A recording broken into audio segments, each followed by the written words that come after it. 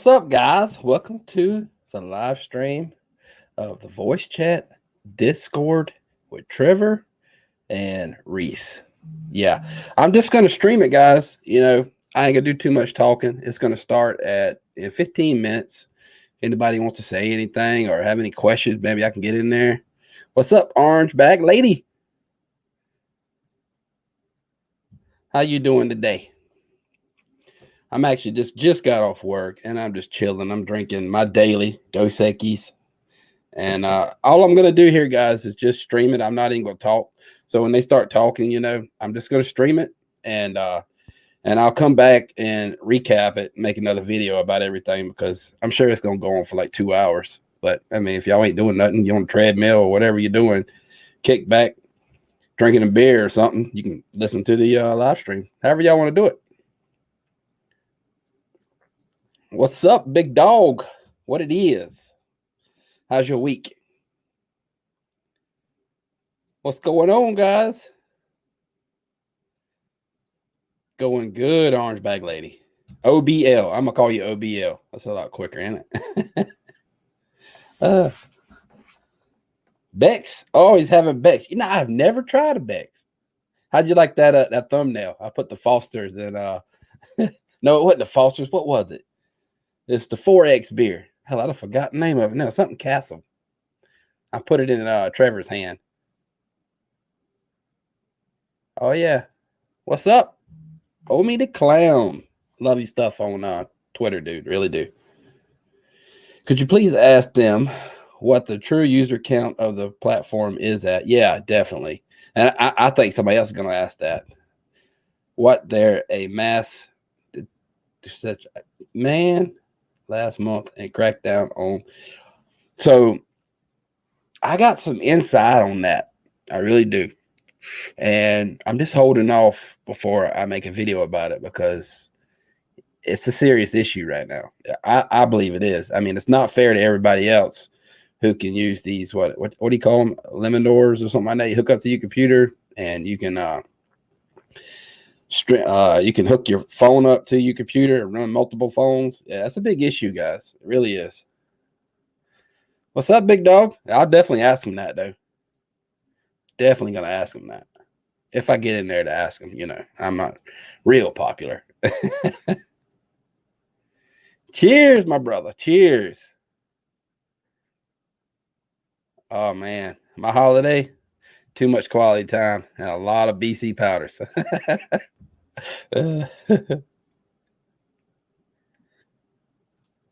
So, yeah, I'll bring it up right here. So if you see, let me bring it up big. Take this away. So when you come right here, it's a voice chat clubhouse, right? You get in there, and if they got a cap on it again, like I already logged on here like an hour before. So because I believe it was capped off at like 90 something people last time. I want to make sure I got in there this time. But you see this little thing, it says request to speak. So if you click it, your hand will be up and then they'll pull you up there. They'll just grab you and pull you up there. And then you just wait until it's your turn to ask a question. It's pretty much how you do it. Yeah. Eliminators and bots. Eliminators. I don't know much about that stuff. I have to look it up, but yeah. 1 o'clock. I know, man. I know our times is all different. We all over the world, right? It's like, this thing starting at 7. I'm usually in bed by 10, so I got plenty of time to stream this.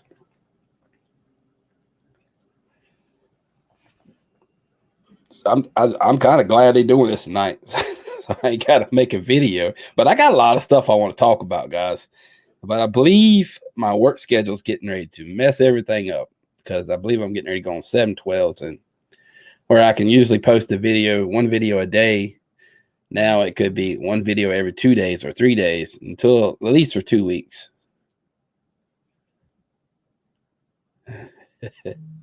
Yeah.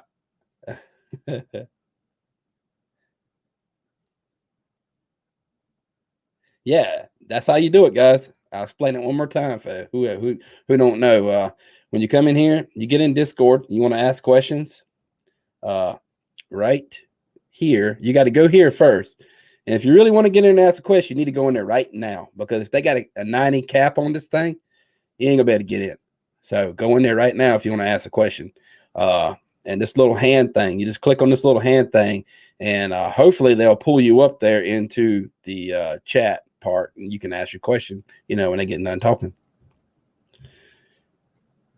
Turkey, dang. Yeah, that's pretty early or late. I don't know how you really call that. Miami, yeah, dude. I got a house in South Carolina, and our time zone's the same over there. It's like I think it's an hour. I'm an hour behind in Texas right now. What's up, big dog? I'm just relaxing, man. I'm drinking a beer, and I'm gonna sit through this thing and just listen. You know, I really do. I want to make a video on the VeVe-verse, man. You know, I ain't had time to do that yet. That I thought the VeVe-verse would be a couple years down the road, but they're starting to bring it out now. It's not Ready Player One. You know, Trevor talked about that. He said, "Give him a team of 400 people in like 10 years, and he can make Ready Player One." So, but VeVe-verse is still cool, and I've been looking into Decentraland. That's pretty cool, man. It really is. If they make it kind of like Decentraland, but better quality and everything else, I mean, man, there's no telling what they could do. It really isn't.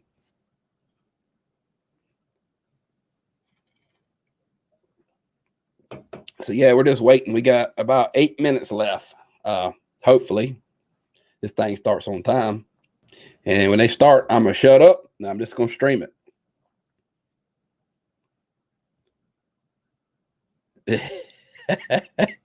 Was it a Foster's can? Yeah. I thought it was a Foster's can because Trevor said something about, you know, in the interview with Hello K, that Hello K asked him what kind of beer, you know, he drinks or what's his favorite beer. And he was trying to be nice, you know, talk about Rhys and all them, and say talked about Foster, but he says, I'm not going with Foster because Foster's like, I don't know, the Natural Light of America or something, you know, or the Budweiser, the Bud Light.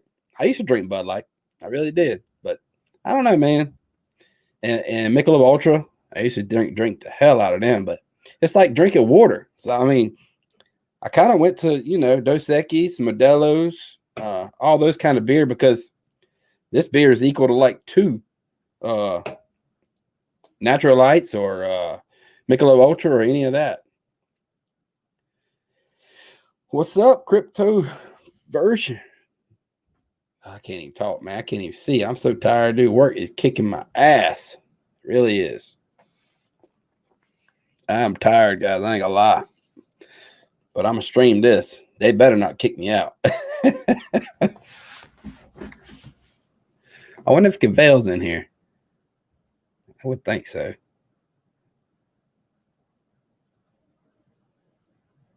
I don't know. I don't know what he. Crypto Maniac's in here. Yeah. Oh, okay. Yeah. Stella. Stella's that beer. My wife's like a restaurant manager, and I ordered a Stella at her restaurant one time, and they give me my own glass, and I was like, "Why?" Stella's that beer. My wife's like a restaurant manager, and I ordered a Stella at her restaurant one time, and they give me my own glass, and I was like, "Why am I getting feedback?" My wife's like a restaurant manager, and I ordered a Stella at her restaurant one time, and they give me my own glass. Y'all hear that? Hello, Kay. What's up? Kay, just mute your mic and we'll let you back up. Sorry. Who's that? Somebody. I may have the mic on. I don't know. It wasn't me.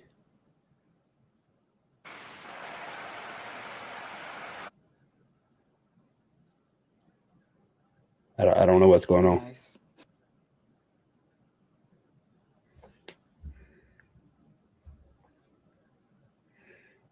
You got it. Yeah. So right here. Lola or Chef, as I said, right here. I'll let you handle the introductions. Are you fine with that? Yeah, I'll just be on mute initially. I need to do something shortly. But I hope that That was funny. back immediately when it starts. So till then. That was funny. Was that you? Hello, Kay. Was that you?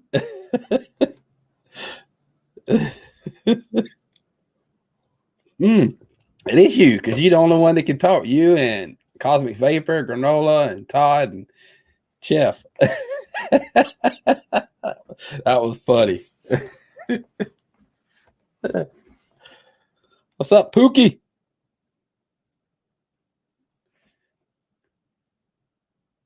Hello, Kay. If you can still hear me, if you're still in here, I want you to ask him to explain the new token where they changed some stuff up. Get him to go over that and let's really dive down deep and see how that all works because they changed some stuff up on it now.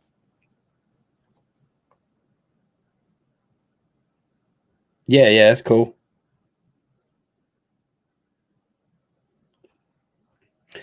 I'm about to go silent in 4 minutes anyway because it's about to start.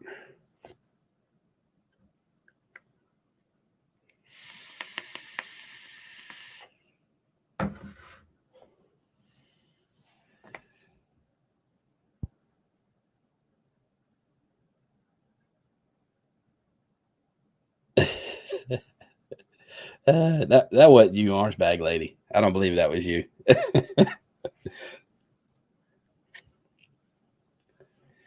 So yeah, hopefully they go over some really good questions. It's going to be a lot of questions about the VeVeVerse, I believe, because nobody expected them to be launching the VeVeVerse in 2021. I mean, that's crazy.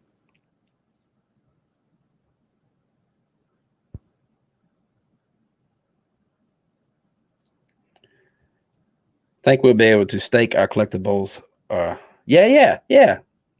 So with Vivi moving to Ethereum and Mutable X, like when they make that move, get ready because a lot of stuff's going to happen. Like a lot of stuff. Right now, the Go chain is kind of messing up everything.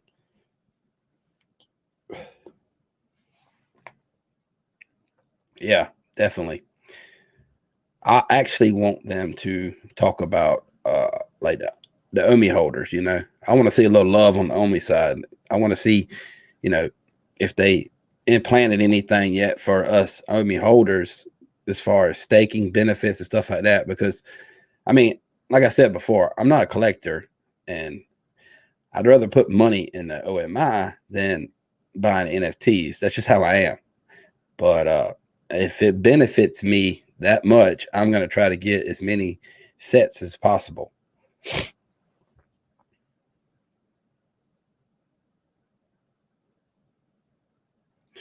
Yeah, that'd be a good question too. So I haven't made a video about this yet, but the leak about the Simpsons is not true. Well, it could be NDA. You know what I mean? He reached out to Ian, new to crypto, and I text Ian, and Ian said, "Yeah," he said he don't have nothing to do with VV. They just used his picture in the demo. Evening, guys, or morning, or afternoon. Which you can do that. All right, guys. The man, the myth, the legend. Welcome. Here we go. Here we go.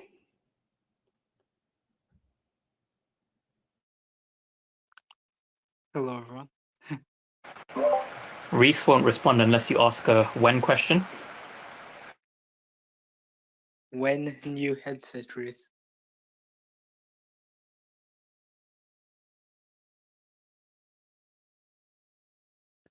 Kyle, I don't think we can hear you. I don't know if that's only on my side though. No, I can't hear a thing from Kyle. Kyle, your icon looks like you're talking, but you're not making any sound. When volume, Kyle. When audio. When volume?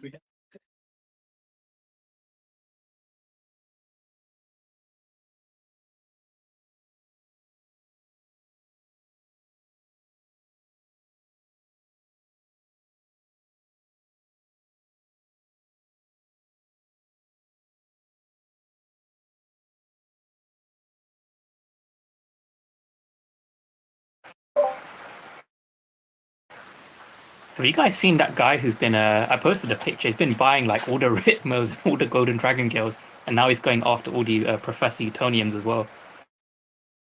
What? No, I hadn't seen that. Crazy. Just He's you like can post a photo and single-handedly tag pushed me. up the price of Ritmos and Golden Dragon Gills. Oh, I should have gotten the Golden Dragon Girl. I've been postponing it for too long. Yeah, the cheapest one on the market now is 1,600 gems. It was like barely 1,000 like a couple of weeks ago. Pain. I feel pain now. Yeah, man. Floors are being set right under our nose, man.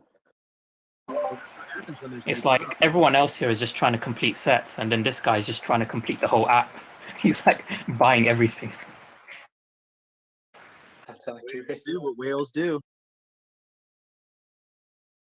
The thing is, on his profile, it says that he joined like end of April, so he's barely been on the app for like 5 weeks, and he's got like nearly 300 collectibles, and he's buying like all the low mint ultra rares like everywhere. No, that's amazing. I'd have expected him to be an OG whale, but I find it really cool that they're new whales these days. Is this going to work? Can anybody hear me? Yes, we can. Fantastic. I don't know why it's not working on my computer, but we will run with the fun.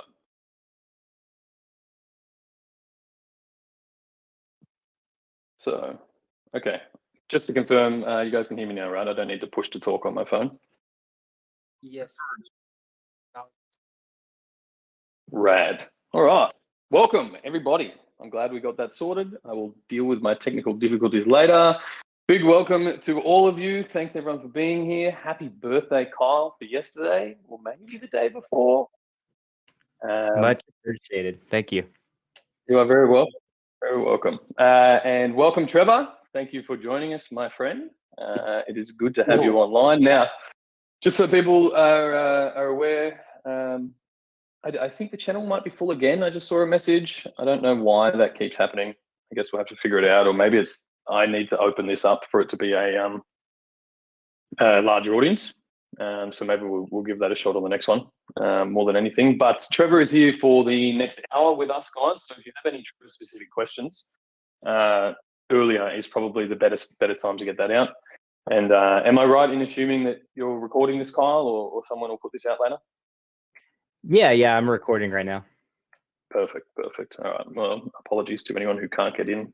Maybe I'll just drop them a message in that in the chat as well. If anyone is in here and isn't aware of it too, we do have that voice chat discussion group now, which you can find just in the general server area. So if you have any questions or anything you want to drop in there as well, feel free and we'll get them as well.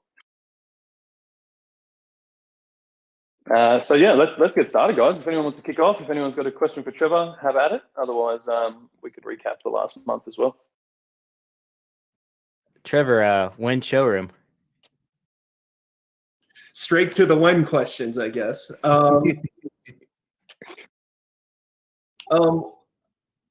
We're I'm not going to put a date on it. We're working on it. It's still the what you guys saw that we put out. That's all concept images of the showroom. So it's coming along, but it's still fairly early. Though hopefully we can get it out sooner rather than later. Again, the non-specific answer. I know that's not what people are excited for, but yes, we're working on it.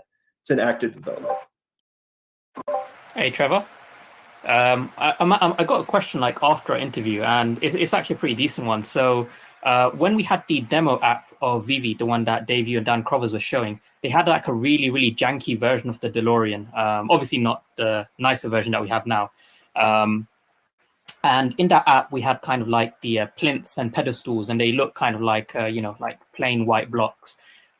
So the question is, when we do get stuff for our showroom, I don't know if you can say or not, but can we expect the kind of showroom blocks and plinths to be those kind of like plain looking white ones, or would we get something a bit more different, kind of like how the original DeLorean wasn't the one that was released, it was a nicer looking version? Yeah, so I think what you're seeing in that original release, and I'm not entirely familiar with what the asset is, but we often do like test assets to like when we're showing off those like kind of concepts, as you can imagine. So that was probably a test asset and probably a test plinth asset. Our plan is to we're trying to achieve a specific and higher quality art style across the new showroom, the new gallery that we're building. And that will extend to those kinds of plinths and kind of decorative showroom materials, I guess you could call it. So yeah, I would expect the new one to look better than a plain white engineer art-esque box like you probably saw in the original one. Oh, just on that point of the showroom. So we've seen some really cool pictures where people like phase out of their showroom. And I think like when you do game development, I think it's called like a collider, where you have like a, actual physical, properties on a wall. But we don't have that on the showroom. So you can literally walk through your showroom wall and end up like floating in space, which does allow you to take some really cool pictures. But is that, I guess that counts more of a bug than a feature. Is that going to get like removed in the new showroom, like, having that, I guess, more realism? I would count clipping through walls as a bug, not a feature as well. We should fix that, though. I do know people like using that exterior space to place their assets. So we're going to have to find our hope is that we'll find a solution for that so people have larger spaces to place stuff in. It's worth noting, I know we talked about like we're doing this showroom.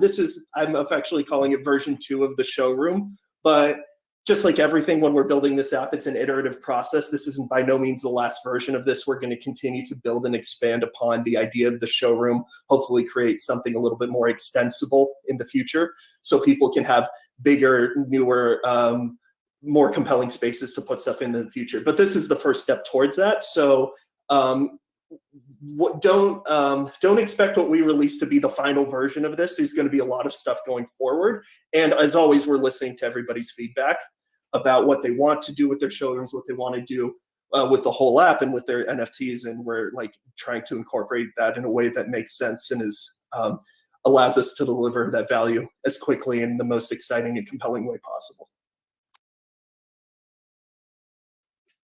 Awesome. I did have just to keep it on the showroom, I did have a question with, one of our main purposes for the showroom is to show off our collectibles. And a big part of showing off our collectibles is showing off our mint numbers that we have. Is it safe to say that we will be able to have a tag under our collectibles that will show our mint number? It's something that I think we can we'll talk about ways of incorporating that in the future. Right now, our focus is on improving the gallery asset, the environment itself. But I think that's something that I think that has a lot of value to people. So we're definitely interested in looking for something like that, doing something like that. So sticking to the mint number, like low mints is all the rage right now, and would it be possible to like give sub 100 mints like a special kind of glow or something like that in the future? I don't know how we're going to handle different colorways. I don't know if we would do it around mint numbers. I mean, it's an interesting idea. Actually, this is the first I've heard of it, so I've heard that idea. So I'll talk with the team about it and we see what they think. All right, this one's from Danny One. Back to the showroom is, will we be able to maybe archive the kind of V1 showrooms for the nostalgia? And a lot of people put a lot of time, of course, into their V1 showrooms. So just look maybe on that end, will we be able to maybe keep the V1 showrooms? So part of the plan of the new showroom is that it's going to have the same dimensions as the V1 showroom. So that way, if people have placed things in a specific way using the shape of the showroom, that shouldn't be affected. Obviously, when we bring in the asset, and we'll have to tweak it, but we're going to try to get it right. And then to the second part for nostalgia purposes, you guys, it looks like crap. We can do such a better job.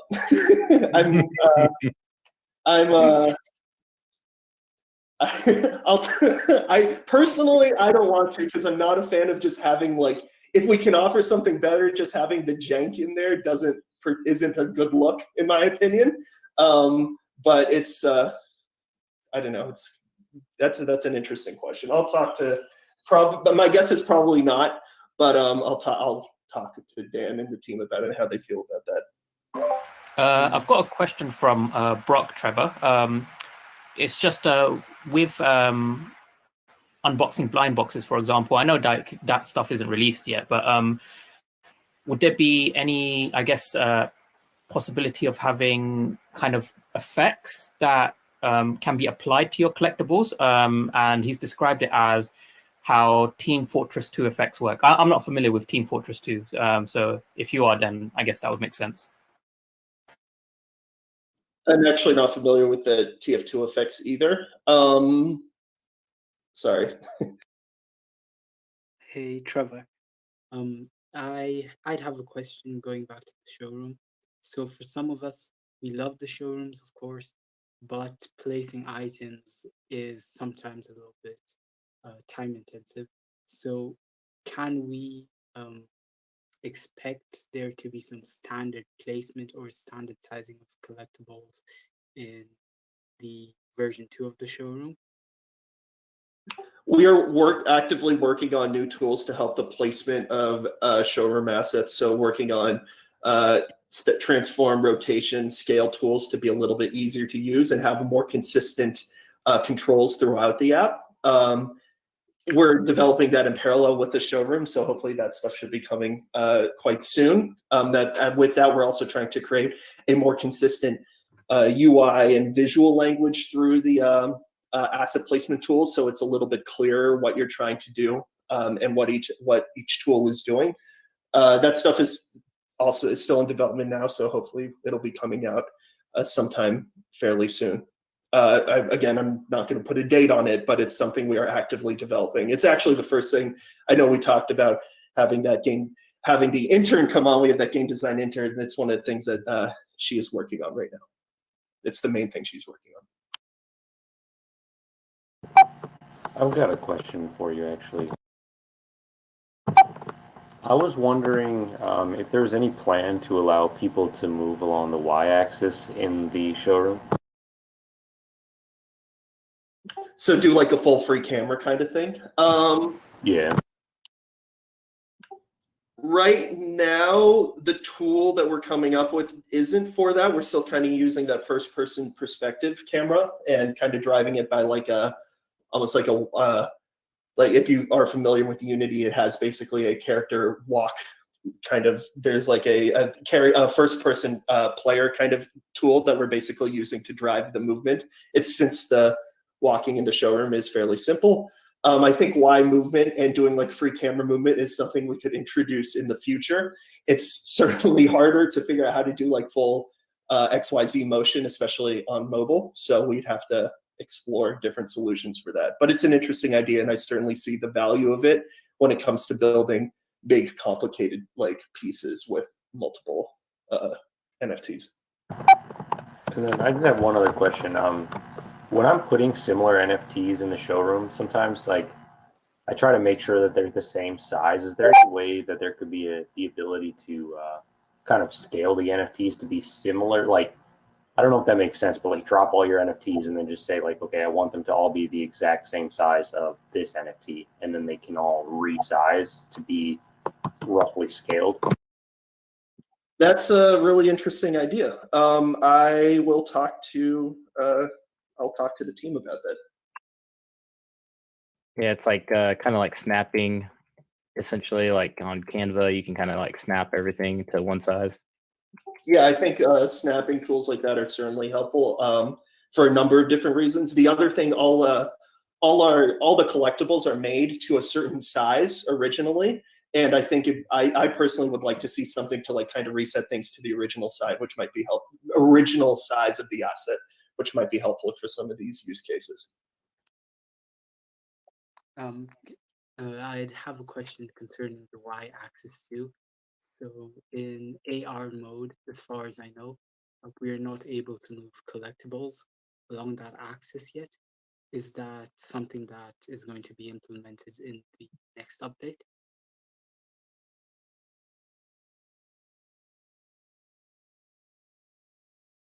I'm assuming you mean snapping to like moving along y-axis or like up and down. Up and down. Interesting. I'll look into that. I don't have an answer for that one right now, but it's similar. It's like it's an interesting idea, and we can look for a solution. Hopefully, a lot of the tools for asset placement that we're doing in the gallery can also be used in the AR viewer. So hopefully, all these things can kind of be solved with a single, more comprehensive solution. And again, these things are iterative. So it's like just because we put it out now, this is like whatever version is just the version 1 of that feature. We will take feedback and continually improve the feature because we want it to be as easy to use as possible, since it is one of the main ways you engage with the app. Thanks. What's the most challenging thing that you're dealing with right now? Most challenging? NFTs that we're trying to release on a specific deadline, making sure we can get everything, basically making sure we can get everything ready and done in time in order to have it ready for that release date. That's definitely the hardest part.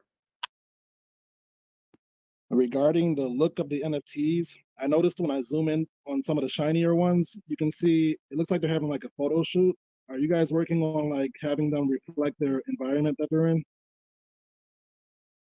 I was actually just talking about this with Dan about how we need reflection probes, which is a tool that can help us with that. So yes, this is something I am familiar with and something I am trying to we can try to figure out a solution for. It is a lighting related solution, which means we're going to have to balance the fidelity of the lighting against achieving a high level performance on as many devices as possible. But it is definitely something that we are looking at. Hashtag ray tracing. But yeah, next question I have real quick is you may have answered this already, but I was kind of fumbling with some OBS settings. When are we, or is there a timeline for the unboxing? Or are we going to see some kind of ceremony in the future? Or is there a maybe a timeline you can maybe lay out? I can't lay out a timeline for that now.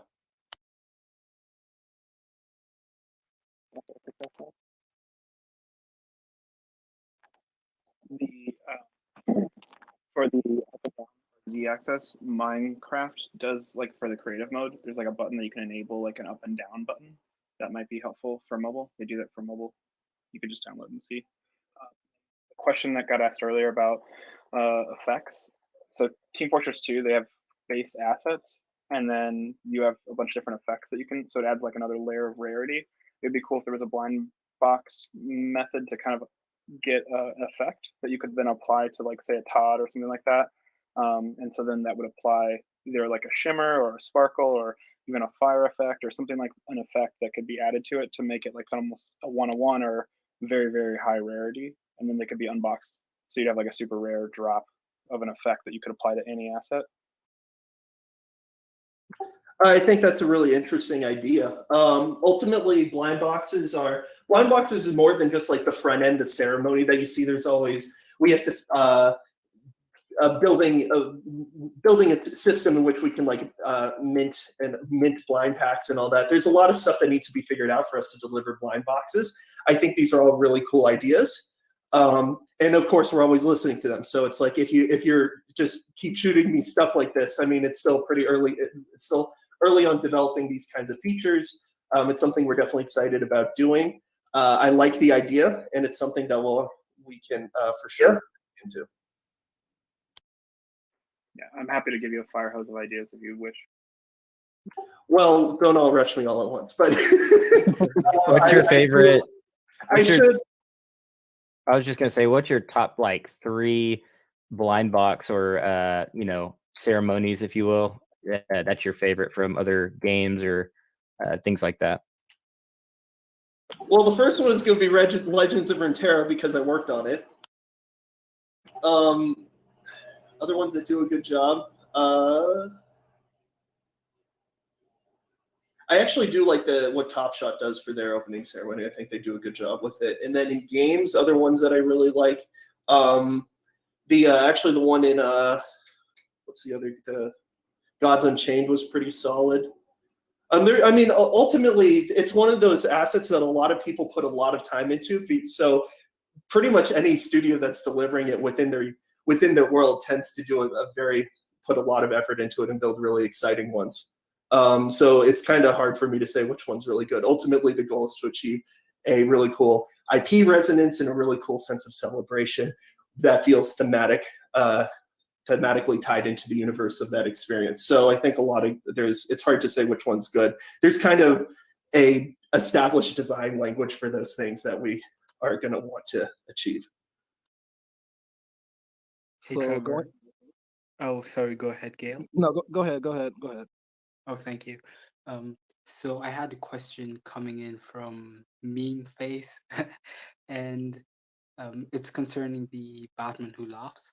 So unlike other collectibles, if you go to the store, the collectible says sold out, but it also says that there's still 2,900 collectibles available. So is this just a bug, or what exactly is going on there? Rhys, is this one that you have more information on? Sorry, guys. Do you want to ask the question again? I've just been responding to It people in the voice was chat. about they were wondering if the Batman Who Laughs, is it sold out, or it says there's 2,000 collectibles still available. Do we know what wondering if that's like a bug or if that's intentional, or like what's the state of that collectible? Yeah, no, I think it's a bug. I think they're still available. I was originally thinking that maybe they had paused sales on it so that we had some of those available for Comic-Con. But when I asked Dan yesterday, he seemed surprised by it. So I'm waiting on a response. It might just be something that Michael is doing in the back end. And they've just paused the sale for a moment while they're upgrading the engine, maybe. I don't know the technical back end there, but I'll ping Dan about it now while we're talking about it. And we'll see if we get a response. Can we get a hint on maybe on what the special collectible might be for the Comic-Con event? Hell no. I think that, no. But I think there will be multiple. I don't think I think there'll be, it's Comic-Con, right? And it's San Diego Comic-Con, so it's the biggest pop culture event in the world. We're obviously going to make quite a lot of fanfare about it and build up to it as a bit of an event that we are taking part in. So I think there'll be more than one. What that is and where it comes from and all those things, we'll all just have to wait and see together. So speaking of Comic-Con, either Rhys or Trevor, have you guys done any like analytics to like estimate how many more users that you can expect from the exposure to Comic-Con? I haven't personally. Trevor, have you ever attended a Comic-Con? Is it? I mean, they're not on my side of the world ordinarily. Has anyone been to one of these events? Like, what numbers do you typically see at a rough estimate? I think the question is how many people are we expecting to bring in? That is a excellent question for a marketing team, which is not my area. As far as Comic-Con itself, have I been to a Comic-Con? No, I've not. So I'm actually really excited by the fact that to go straight to being like effectively, for lack of a better word, an exhibitor in a sense is pretty cool. I have been to E3 a number of times, so that's about the closest I've been to this kind of event. But Comic-Con is definitely a rowdier crowd than the E3 crowd, so that'll be interesting. I would think so. I'm very curious to see how it plays out because it's a whole online event this time around, right? As far as I'm aware, I don't think anything's changed. So whether the capacity is as big, I would say that it probably opens access to even more people than the physical event, because now anyone can tune in from anywhere around the world, and I think we're all much more used to being part of digital and virtual events now with everything that's happened in the last 12 or 18 months. So I wouldn't be surprised to see this be have the most attendees out of any sort of Comic-Con event, and obviously we are very well positioned to have a digital product in a digital space in a digital conference. Anyone who sees our name can just go to their app store and download the VEVE app and participate and hopefully try to snag some of these exclusive collectibles. So no, I haven't run any metrics as to how many people we think we might bring in. that might. I think that's a hard thing to measure, to be honest, because we, one, don't know how many people will attend. Two, just truly can't anticipate how big an event this will be for us until we get closer to it. And I think a lot of that will make more sense as we get closer to it as well. So we'll just have to wait and see. I'm expecting it to be a pretty massive boost to our numbers and just our awareness in general, right? That's Comic-Con is the core audience that we are sort of trying to access this. So. Just to clarify on Comic-Con, Rhys, correct me if I'm wrong, but I think, is it not an online event this year? So how would that work for Ecomi? Like, how would they, I guess, promote themselves if it's an online event? That's assuming it is an online event. Yeah, it is an online event. I think David mentioned that in the video the other day. So to be honest, I don't actually know the finer details of how the event will run and our place in it. I think the idea is that we will have some sort of prominence, but I actually can't give you more details on that just yet. So I imagine it's almost the same as this, right? And everyone can tune in, similar to how we've been doing these digital conferences, the NFT summits, all that kind of thing. And there would be a schedule of events throughout the day, presumably, or you can, I think we're really going to start seeing a move into that sort of metaverse style exhibiting, where exhibitors might have their own place in a Comic-Con metaverse, and you can go and check out what they have available and all that kind of thing. So I'm not up to speed on the finer details just yet, but I'd say we'll release more of that information the closer we get to Comic-Con. On that end, as far as Metaverse, is there any updates maybe on Trevor's side as well? Working on, the VEVE and Metaverse, is there anything like that? I'm getting a little feedback from you, BTC. Yep, there we go. Dave, you want to take that? Yeah, so what I'll say is that VeVeVerse VeVeVerse is going to unfold over like a bunch of different patches and releases that we put into it. I like to think of actually this gallery 2, like the version 2 of the gallery that we're putting out is almost like the first step in that direction, and the first of many steps in that direction. So hopefully some of like the kind of directions that we're thinking of going in with it will reveal themselves as we release more content related to gallery, related to metaverse, and some of that stuff will become more apparent. I want to kind of say that to also kind of set the expectation that don't expect like one day the VeVeVerse isn't going to exist, and the next day you're going to turn on the app and all of a sudden it's all there. We're going to do this we're going to want to take this in like an iterative process and grow it kind of in a more organic way. And also that's a way to do it in a way where, as opposed to doing a sudden grand reveal and then receiving all the backlash on what's working and not working at once, we'll be able to take it a step at a time, understand what we need to do, be able to respond to feedback and make improvements from there. So again, this is the kind of thing I like to think of, we're building all this stuff with the community and with taking their feedback in order to make sure that we're giving them, like, delivering the most value we can, doing building the thing that they're most excited about, what you guys are most excited about. So that would be kind of how I would describe the general rollout of the VeVeVerse, and kind of how I would expect to see it unfold.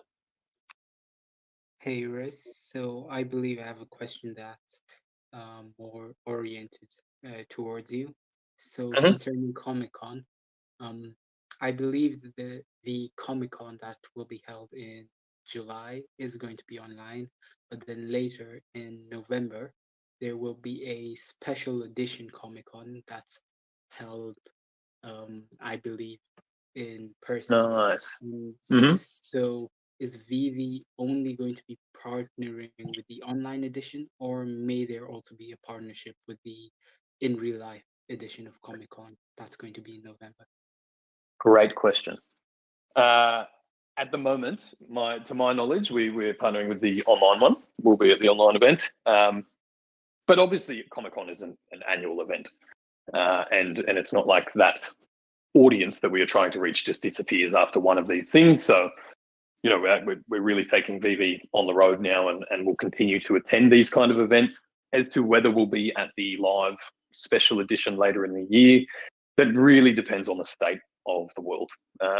You know, right now, sounds like the US is getting close to opening up. I know Canada's looking to open up by September, those kind of things. But Australia and New Zealand in particular, I don't think have any real plans to open their borders anytime soon.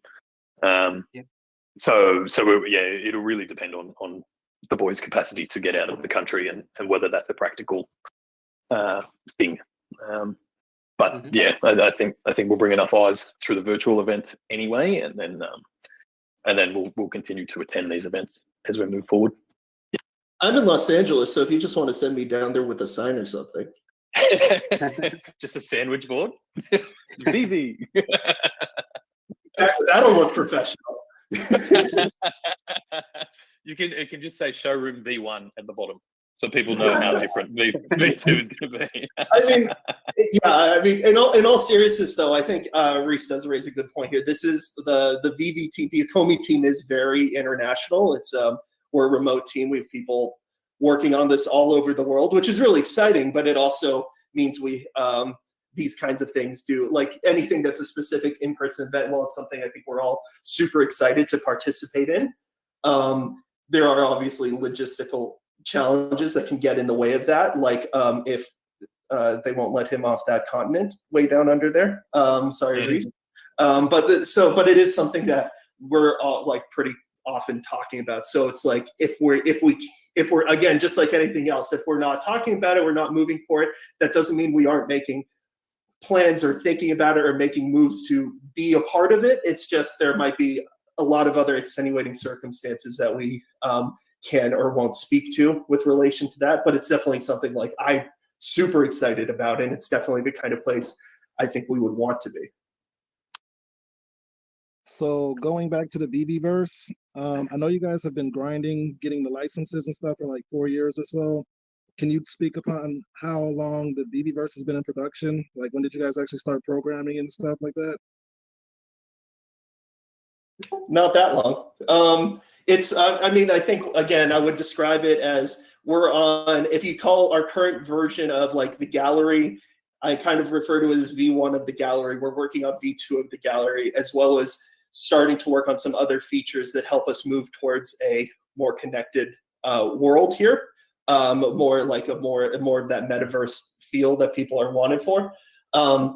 It's certainly earlier in development. I mean, and it's two wildly different things. Ultimately, the team that acquires licenses is not the same people that are building the metaverse or building the tech stack that supports the metaverse. So it's kind of an apples to oranges comparison, but still, it's a little earlier days on that.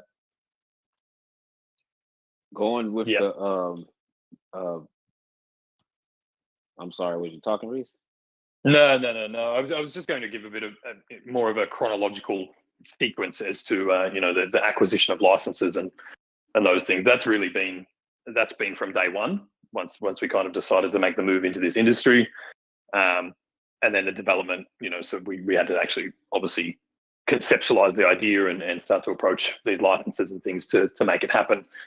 And it definitely took us longer than anticipated in the early days. You know, I think before we did our first ever fundraise, we thought we'd have 3 or 5 licenses to announce, but practically that just didn't happen. You know, Tokidoki came on straight away because they have a pretty personal relationship with David, but it took a lot longer to really bring a lot more of the licenses around.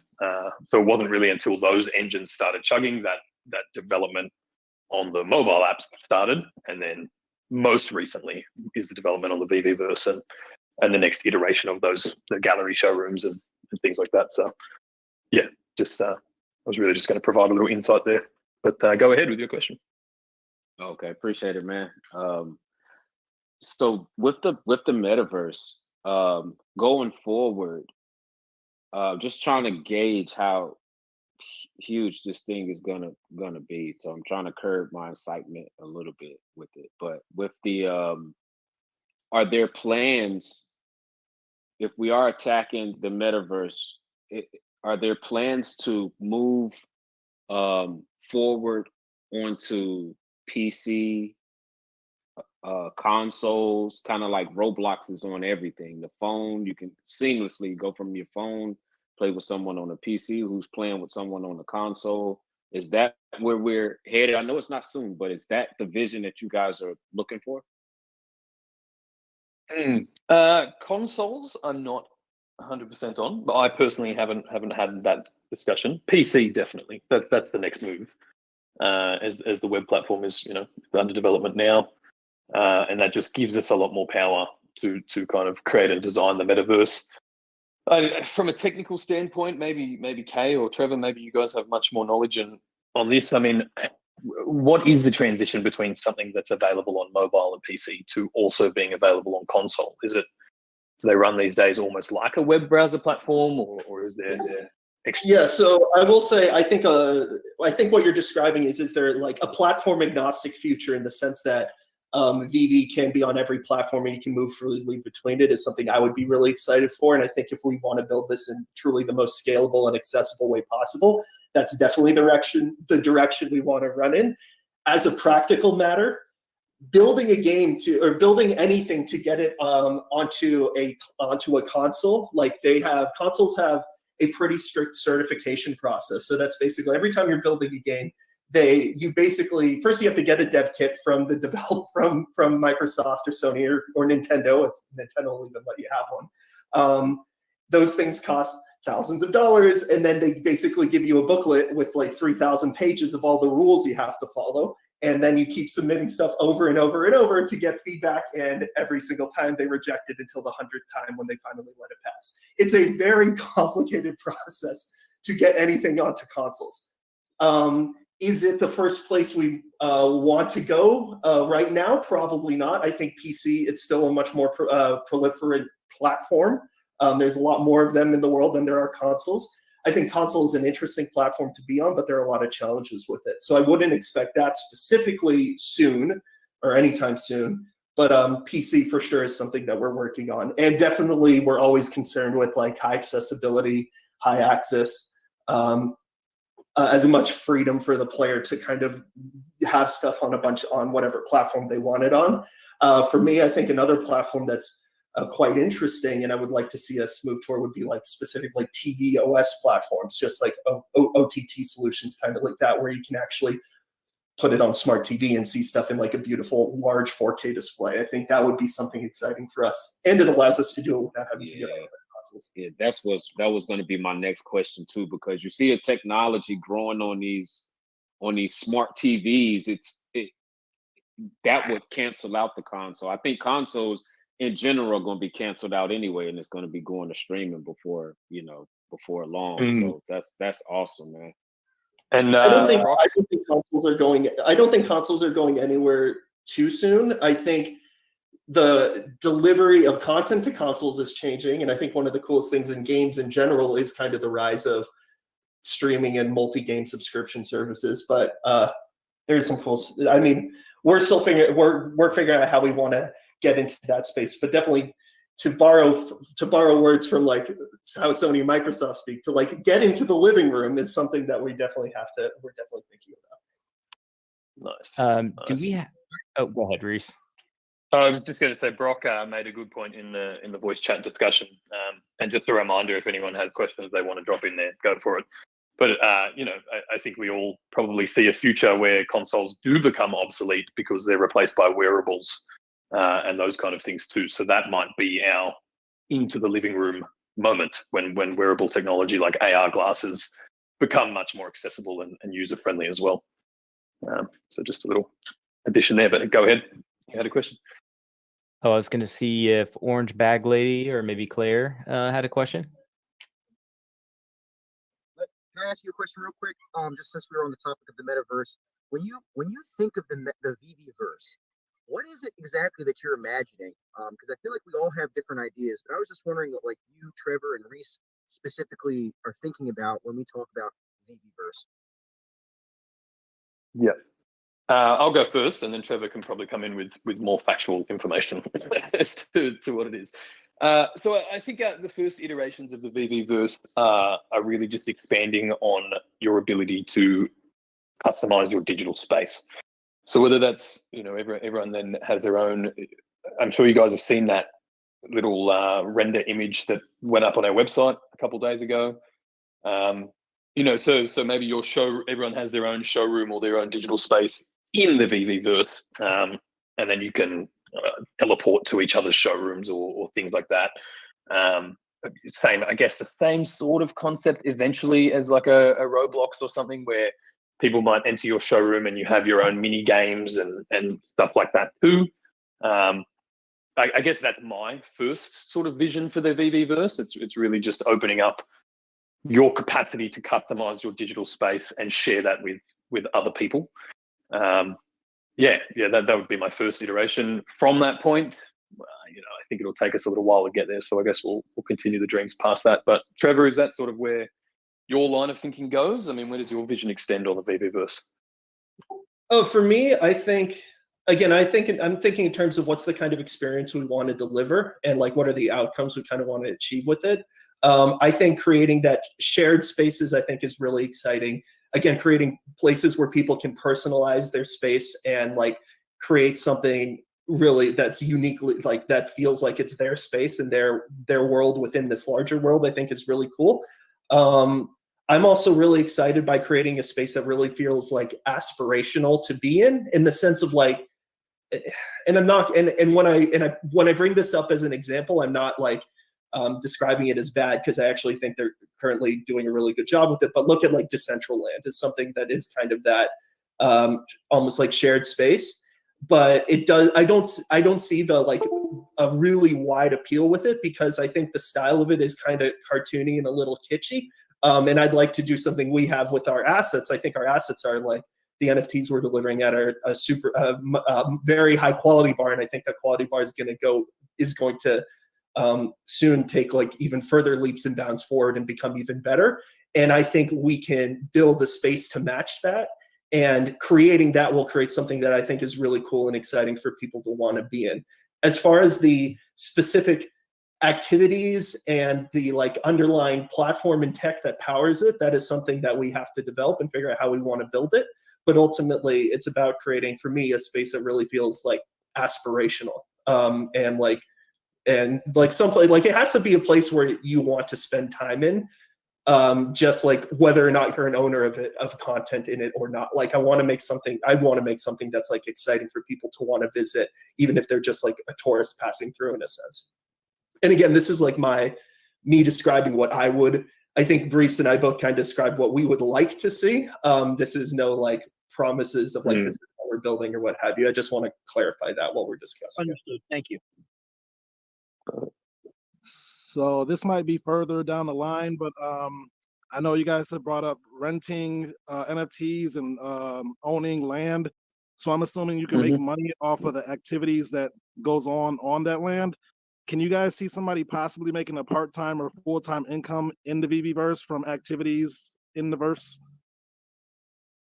Yeah, I can personally. You know, there's been discussions of, you know, maybe you have just an absolute boss showroom and you charge a gem entry or something for people to come and check it out, or to play your particular games or anything. You know, as scary as it can seem sometimes, like, I think we all agree that more and more of our lives are going to move into the digital space, and that will continue to open up new opportunities, whether they're financial or entertainment or whatever that happens to be. As a technology company and sort of at the forefront of this industry, we're really well positioned to be leaders in that space and design in these experiences. Now, as you said, they're down the line. You know, when this isn't going to happen in 2 weeks' time. But yeah, we've talked about being able to rent your collectibles to other people. You know, maybe there's some digital photo shoots that take place with your DeLorean time machine, or, you know, maybe that's the new age rap video. I have no idea, but yeah, the opportunity to generate an income from this is definitely in the future. I think whether that is enough to survive full time, I'm not sure. Maybe that encourages people to spend too much time in the digital world. So, you know, we'll cross those bridges when we come to it, but we definitely envision a day that people can generate income using VEVE in its current capacity, and from the VEVE-verse. Yeah. Yeah, and I think And I think that's also why creating a space that really feels aspirational and compelling, not just to people who are already invested, but to people who want to get into it, I think is really important, because I mean, the thing that's going to drive that value is if the demand is there. So we have to build something that's compelling enough to make that demand happen. So, which takes time. Like ultimately what that basically asks is build the biggest, most compelling, most detailed version of like a metaverse out there, which inherently means probably the most expensive one and the most time consuming one to build. But that's I think that's how you get there, is by delivering something that's really like at the highest quality bar that we can, and a really aspirational space. Will we have avatars? And if so, would we be able to purchase clothing, shoes via collectibles to outfit our avatars? What's Yeah, go for it, Jeff. I think avatars in terms of like characters that we can like effectively like that represent ourselves in the world. I was actually interestingly just talking about this with Dan the other day. It's something we're definitely interested in. We have to figure out what that looks like and what the style of that would be if we're going to do it. Certainly having accessories and like different things you can decorate your avatar with sounds exciting, and quite frankly the most obvious and uncontrived way to monetize it, which is something that we have to think about as well. But yeah, it's definitely something that we've been thinking about. The goal is, for me, with a lot of this, is like we have like a lot of collectibles from a lot of different IP, and and the nice thing about different IP is you want to match the look and the feel of the IP specifically, but that creates a lot of inconsistency between different collectibles that we have in the system. We want to, with the galleries in the larger universe, I think that's the kind of thing that Decentraland does, even though the style is fairly simplistic, it's consistent. And achieving that consistency is something that we're really like, that for me is really important. So hopefully extending that to the gallery space itself, as well as to the collectibles, or excuse me, to the, like if there were avatars in this world, is something that we would be looking to do. Yes. Mm-hmm. Hey, brother. Nice to meet you. Thanks for dropping by.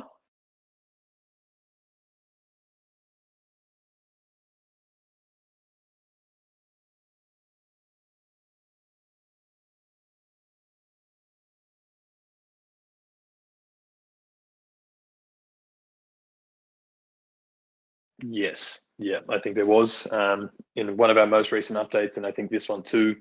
It will probably cut down on more sort of duplicate accounts, bots, emulators, that kind of thing. But no, there was definitely a crackdown on that. I don't know if they were directly deleted or just suspended for now, or what the punishment is there. But I guess that's on a case-by-case basis that Lucas and the support team will deal with.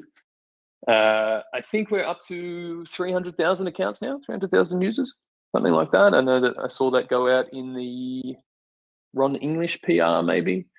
So yeah, I would say ballpark 300,000 would be the move, I think.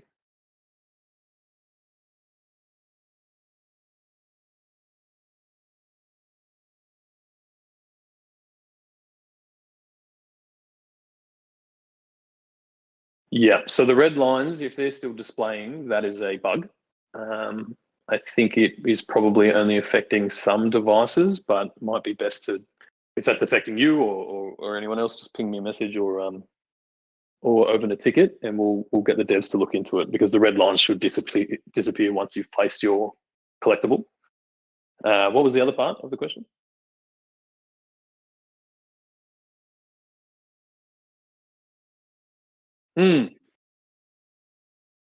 Yeah. That should be in the development pipeline soon. Trevor, is that something you manage as well, or is that more of a back-end dev thing?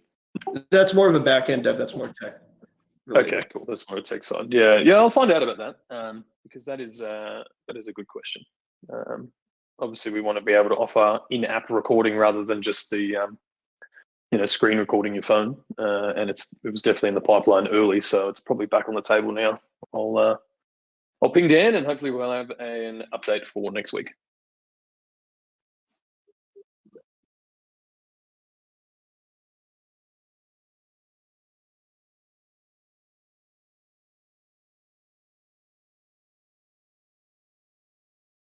Yep. So if you don't mind, you're going to be around for a little bit. I know we've only got Trevor for another 10 minutes. So if anyone has Trevor questions, we'll do that. And then if you're okay, we'll cover the Omi questions once he's gone.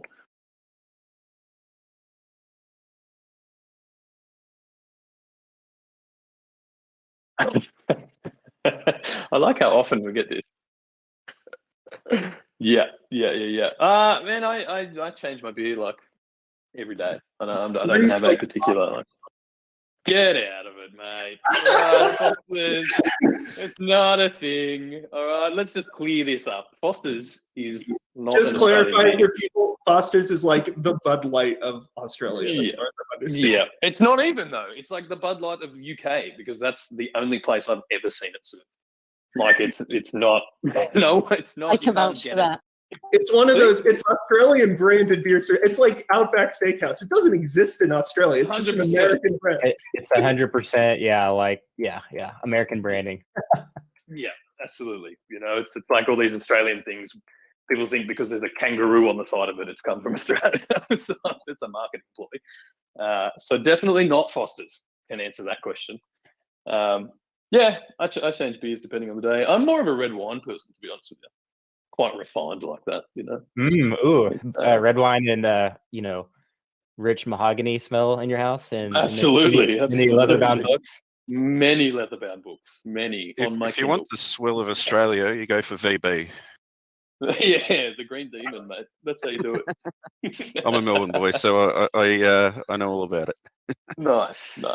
I did have a few questions for you, Rhys. I have a question. Star Trek. Everyone's asking about it in the chat. What's the go there? Trevor? I don't think we can. Nothing yet. Release yeah, I couldn't play sound, guys. Yet, if I play sound and do that, it'd mess up the whole. It'd be like feedback going through it. But Trevor, it's still on the horizon. Is the license there for it, or? Yeah. Absolutely. Okay, that's awesome. Yeah. That's awesome. Yeah, the Star Trek licensor is CBS. So we have CBS Star Trek Paramount. Discovery, Star Trek Discovery, Star Trek Picard, and something else. There's three of them, I guess. It's Picard, Discovery, Next Generation. New stuff, yeah. Next Generation. And on Comic-Con, they do have them here in Australia. I was at a Melbourne one about 8 years ago, and I actually met the man himself, Patrick Stewart. Got me photo done and everything. So yeah. I did have one other question. It's I got one for Trevor. Trevor before he goes as well. Sorry. Yeah. One more as well. One more. Sorry. Yeah, that's all right. The one thing I wanted to ask was the AR for PCs like HoloLens and Oculus and stuff like that. Are you guys looking at that? Trevor?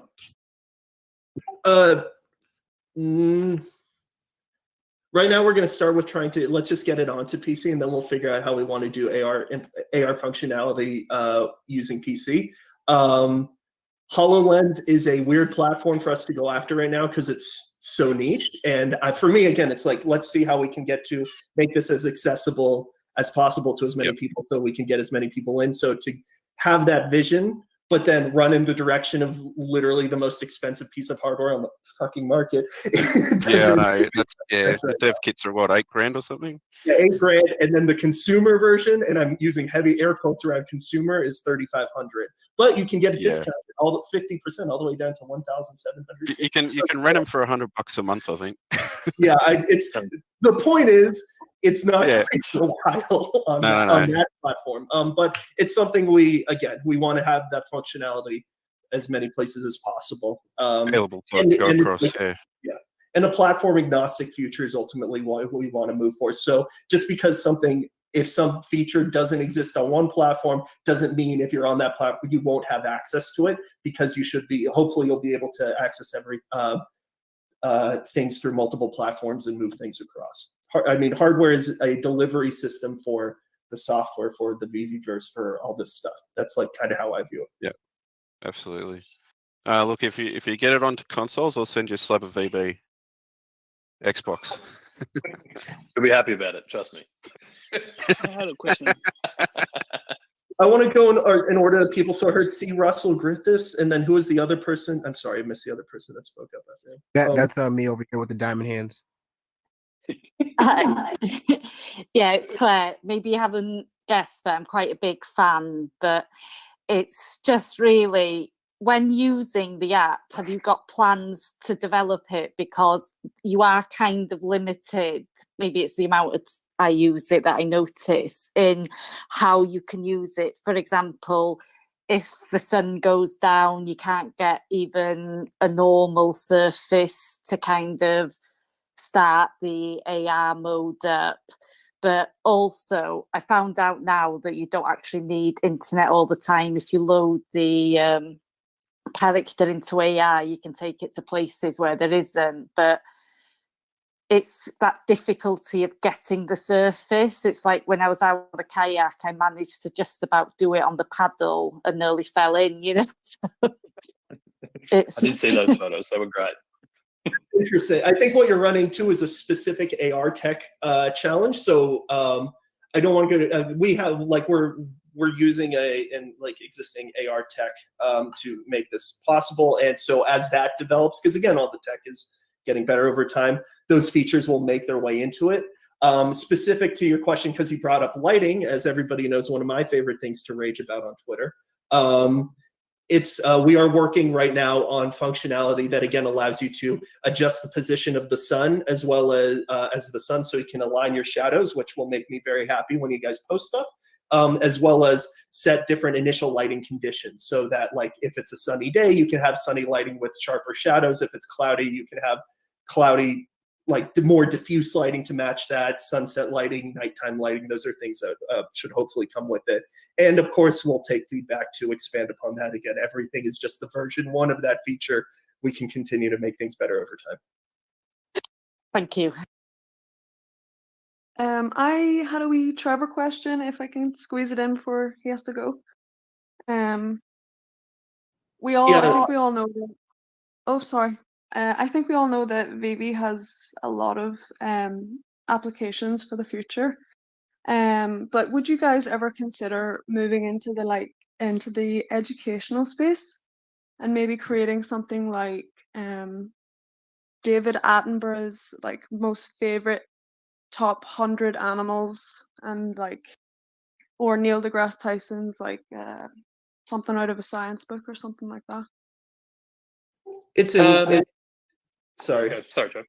I was going to say, it's like, for me, it's certainly an interesting idea. It's definitely not my area of expertise. But I mean, it's something like, if there's a demand for it, it's something I think we would definitely be like, it's a new business vertical. It's something, I mean, Rhys, take it away.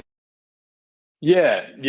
As you said, if there was demand for it and a place for it, then it's definitely something we could explore. But I guess one of the fundamental value drivers of our NFTs comes from the licensing. And that's how we create that scarcity and that kind of thing based on that established sort of thing. You can't really, no one owns the licensing to a cheetah or a lion or something like that. So you know what I mean? Like as a collectible item, and this is just me, ad-libbing at the moment, but my impression would be that as a collectible item, nobody owns the license to content like that. So it's the kind of thing that could be diluted or created on any platform, as opposed to giving us the ability to create collectability surrounding those items. Now, look, that might maybe who knows? Here's an idea, right? Maybe like Nat Geo decide they want to digitize all of their previous editions, right? Their magazines, their Nat Geo magazines, or something like that. There's definitely scope for something like that to become a collectible ebook of sorts, or there's that kind of functionality there. But yeah, in terms of licensing, like live animals and things like that, or creating collectibles around those, I don't know that the crossover potential there is strong enough as a vertical. Yeah. And Rhys, for Trevor, oh sorry. I was gonna say, Rhys, and before I had to go, I know TFYB had a question. I just want to make sure I get to it before I jump off. Yeah. Take a minute. Thanks so much, Trevor. I do appreciate you remembering me. I did have like 2 real quick questions. I want to run by you real quick. You don't have to explain in detail. I just wanted to know for the actual, I know you guys are doing a lot of development on the marketplace at this moment.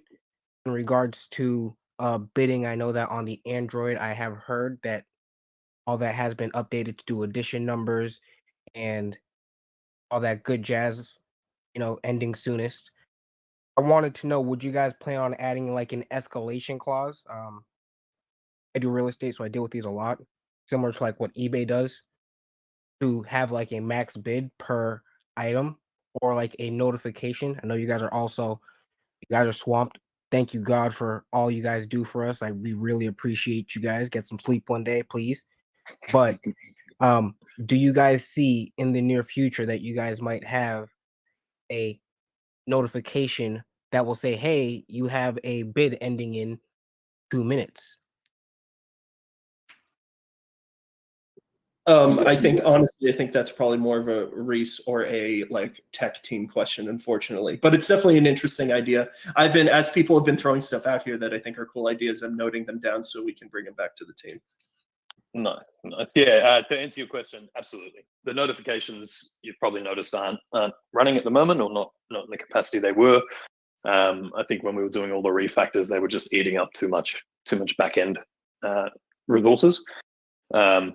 So yeah, that whole mechanism will come into play as we move forward for sure. Let you know when bids are ending, that kind of thing. I like the idea of a max bid too. I mean, I know right now we've already implemented that you can't outbid yourself. And we have talked about, maybe limiting the bids you can make to say 100% of the current bid or something like that. Obviously that's kind of frustrating. If something's priced at $5, you can only then bid up to $10 and you have to be back in there.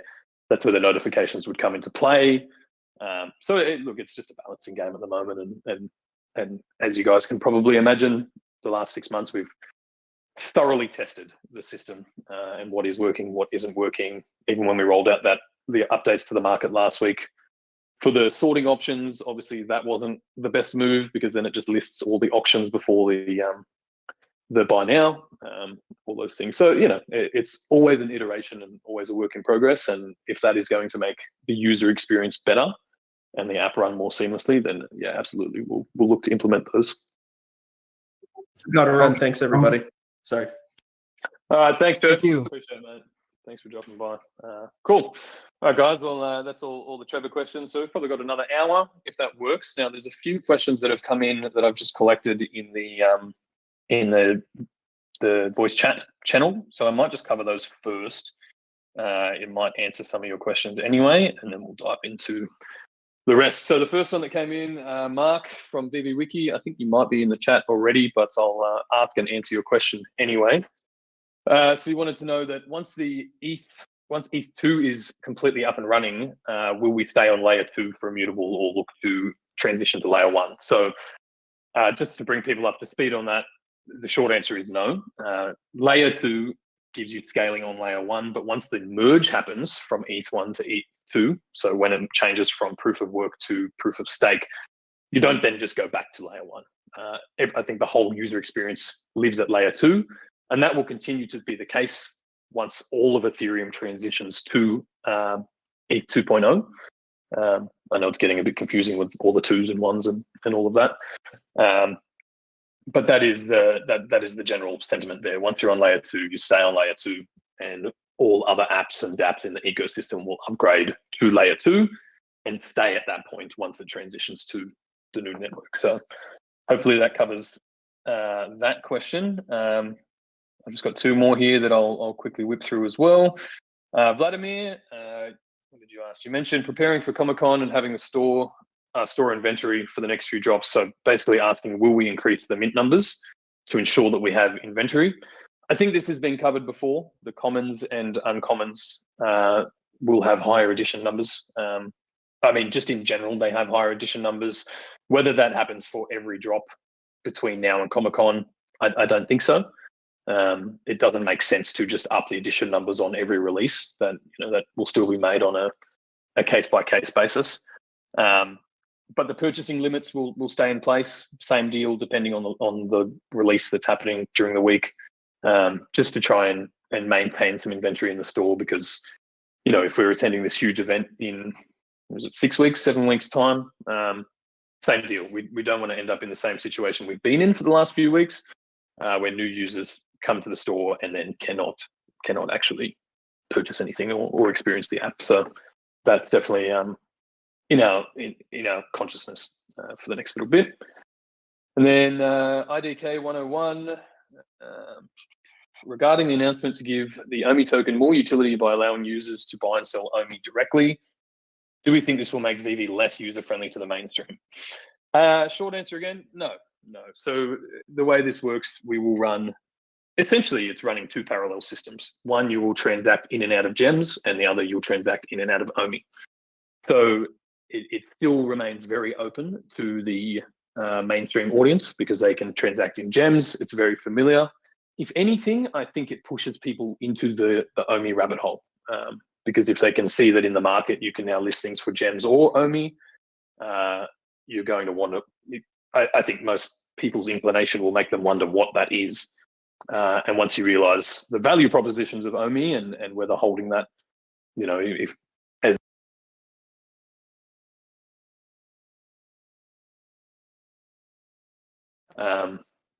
personally, I think that that's a really attractive proposition for the token. So no, I don't think it will cut out the mainstream at all. We are obviously very aware of that and trying to maintain that balance as best as possible, whilst also providing people ways to extract value from the platform, and in the way that they choose to. So hopefully that answers that question. Let's open the floor up, guys. Who's got the question?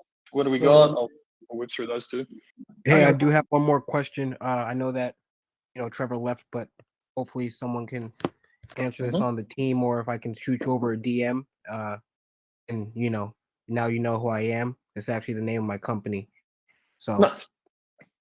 Yeah, hit me with a question, and if I can't answer it, we'll come back to it. Yeah. So for instance of this was the question that was more suited towards Trevor, but for the VEVE verse, I know you guys have a very expansive realm in mind. Would it be more of like buying land in, like, for example, Decentraland, where you can buy XYZ and have this space and build on it? Or are you guys working with like Niantic, for example, who's been collecting AR research for the past 5 years now from all over the world from Pokemon Go? I'm not sure if you guys have anything in the works on the back end or VEVE's VEVEverse. I just want to know how expansive it might actually be. It's a great question. It really depends on the time horizon you're looking at it with. I think initially it will be more of a Decentraland style. Maybe you can buy land to build or expand your showroom and your own mini games and that kind of thing. Maybe the licensors end up with their own. I've heard people throw out ideas of like their own little digital theme parks and things like that. So maybe there's opportunity there to bring in the actual IP holders to create something in the VEVEverse as well. I don't think that will be anywhere near the first iteration of it. But could be later. Dan mentioned in a video a few weeks ago the possibility of an augmented reality overlay. Like almost overlaying parts of the VEVEverse in the real world. Now, I don't see that really being a practical future until wearables are a practical item. And I don't know what the time horizon on that is, maybe 5 years or something, before they're really breaking ground. And whether that, whether the capacity to overlay a virtual world on the real world is available, then I just don't see the tech quite being there yet. But in a long enough time horizon, 10 years time, you have wearables on and look at your actual house and it looks like a castle because you're seeing it in the VEVEverse or something crazy like that. Like, that's what I'd love to see. I'm not at all committing to or saying that that's where this is going, but it really just depends on how far out you want to zoom the lens, I suppose. So Thank you so much. Going back to the people who are using scripts and bots, I'm assuming they got Mhm. some pretty good collectibles by doing that. So can you speak upon what's going to happen to their collectibles if they get banned from the app or whatever? I actually don't know. I don't have that knowledge. That's a Dan thing to deal with. I guess it will depend on the capacity, what was taking place, how it was taking place, how long for, all of those kind of things. Obviously, it's a breach in the terms and services, so we have every right to hold on to those things. But it's a pretty delicate subject. We are dealing with people's money and things that people have committed to the platform. Obviously, for the rest of us that have been using it the right way, it's really unfair, and I'm sure that the little inner demon in us would like to see everybody punished for it. But as to the exact punishments, and like I said before, I think it'll be a case by case basis, whether it's account suspension, complete ban. I'm not 100% on that just yet.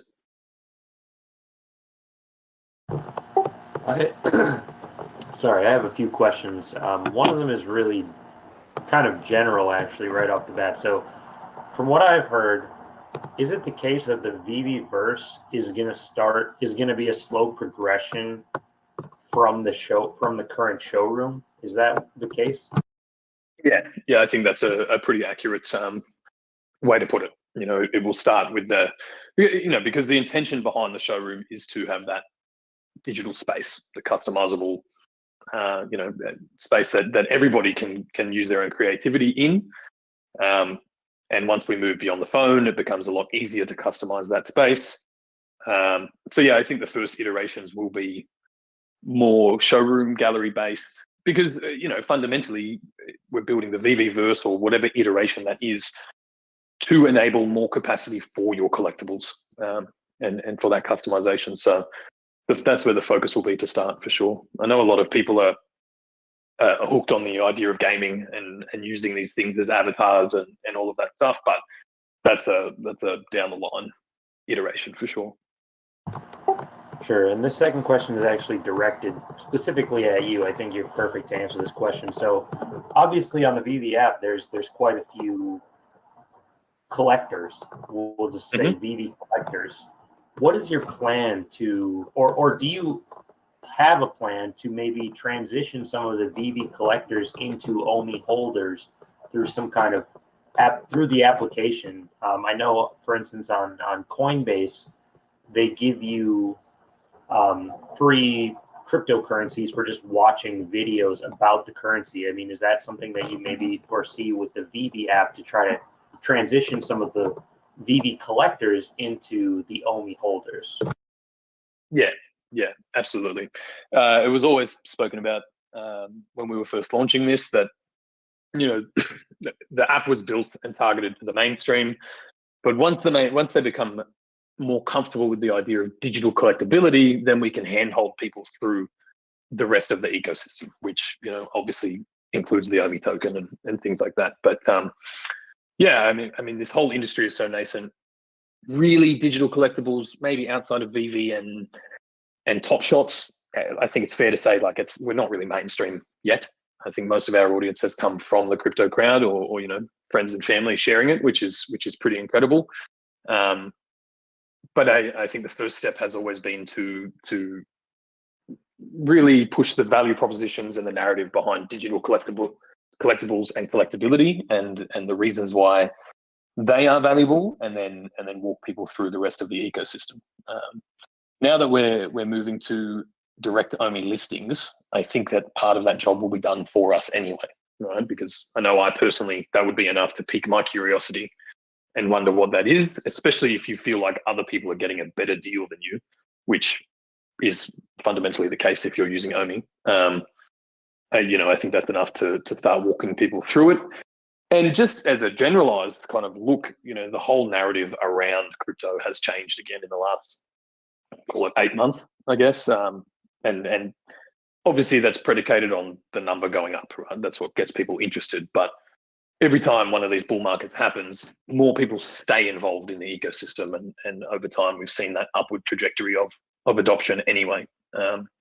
So I think same deal, right? As licensors, as collectors, as fans, everybody becomes more comfortable with the idea of digital collectability and the crypto ecosystem puts those puzzle pieces together. I think people will take that journey anyway.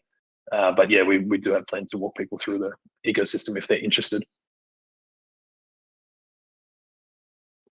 Have you guys given thought to like creating a default NFT upon downloading the app so people can have something to, you know, mess around with right off the bat without having to pay?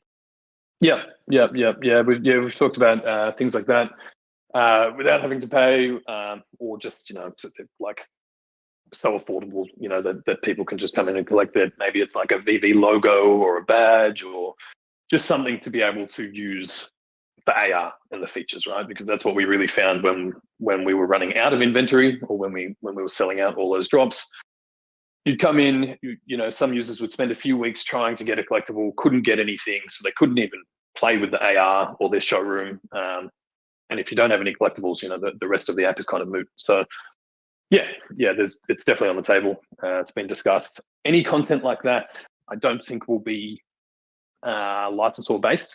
If we're going to release like a, you know, everyone can have this thing to try it out. But before long, you'll also have the accessories too, which will provide you know, an infinite range and library of new items and things that can be added to showrooms. So maybe that fills that gap for a little while as well.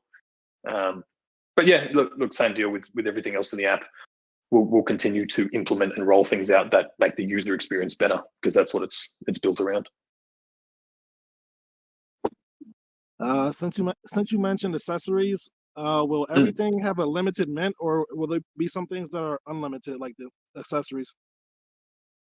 I think it will depend on the accessory. So if it's things like stands and shelves and plinths and things like that, like, yeah, I'm assuming it will be capped at some point, but we're talking like there might be 500,000 of a type of shelf, or, you know, bases and plinths. You know, the idea behind those items is more for customization and self-expression than it is for collectability. You know, you don't really get like a limited edition shelf. You know, the items that will be limited will be the composable items whenever they start to roll out as well, which would be your collectible customization. So, you know, like a different cape or a colorway or things like that actually augment your collectibles themselves. They will be limited, but when it comes to showroom items, yeah, no, I think they're not going to be infinite, but we want people to be able to customize their space as much as possible. So they have to be pretty high run items.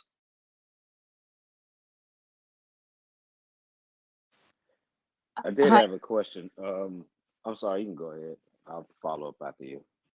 Oh, it's just a quick one, really. It's just about, I'm new to TikTok, but the amount of people that have asked me about VEVE because of TikTok, and are you planning to have an account there, or if it's there, I might not have seen it, because I've found that a lot of crypto influencers are now using TikTok as well.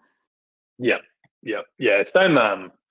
I guess it's part of the whole media rollout and marketing and all that kind of stuff. We're bringing in some very experienced social media people, because, you know, my skills only extend so far, and they will start to leverage all the platforms. As we've all seen, you know, VEVE content is incredibly shareable. The amount of user-generated content that comes in every day is just, it blows me away. The memes, the videos, these things that I've been seeing in the last 48 hours just have me laughing all day. And that's the case, you know, across all social platforms. So the more exposure we can get and the more audiences, the better. When it comes specifically to TikTok, I think that with each new platform that rolls out, the generations that are using it get younger, you know, and I think that people have migrated from Instagram to Snapchat to TikTok. There'll be something else in 2 years' time that changes just slightly, and we want to definitely leveraging those audiences and trying to stay ahead of the game there. So, yep, I think you'll see VEVE on TikTok before long for sure.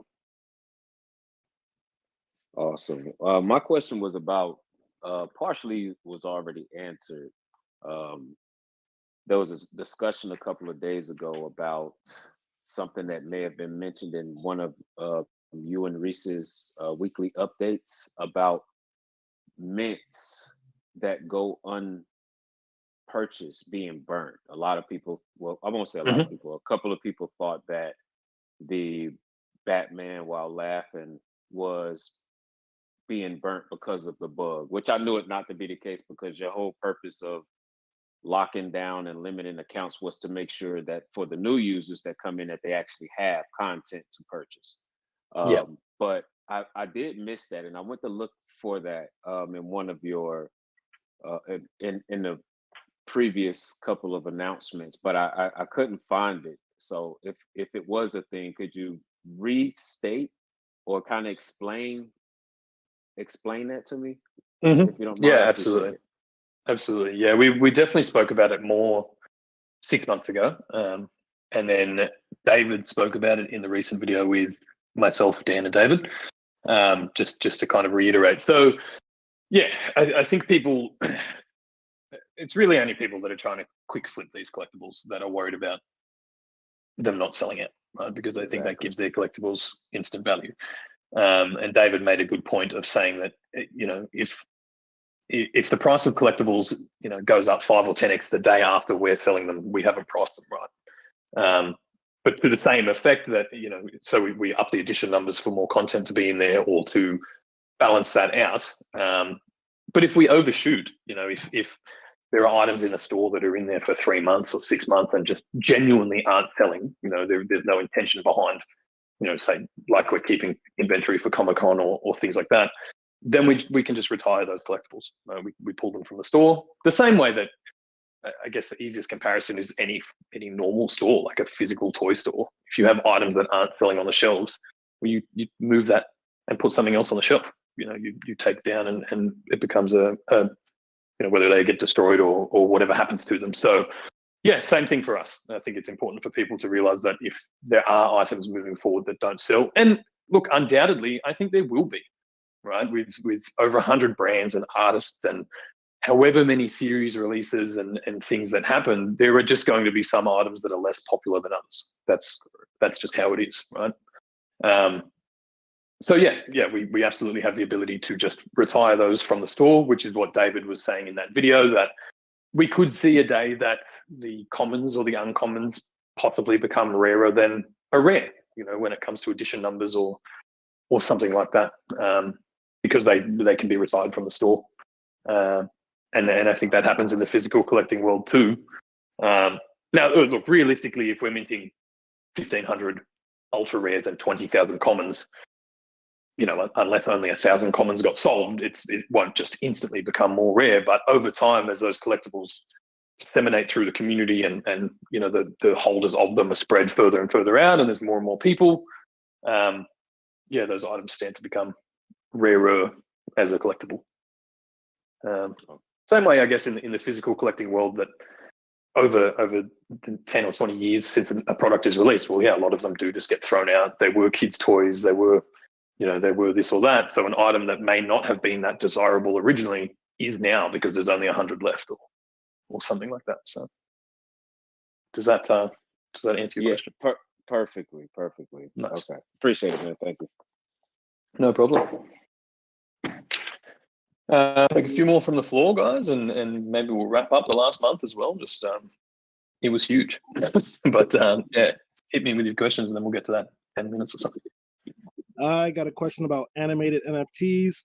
Is there a certain group of NFTs, let's say like the Batman Black and White, that you know will never be animated or will all be animated eventually? Or can you speak to that?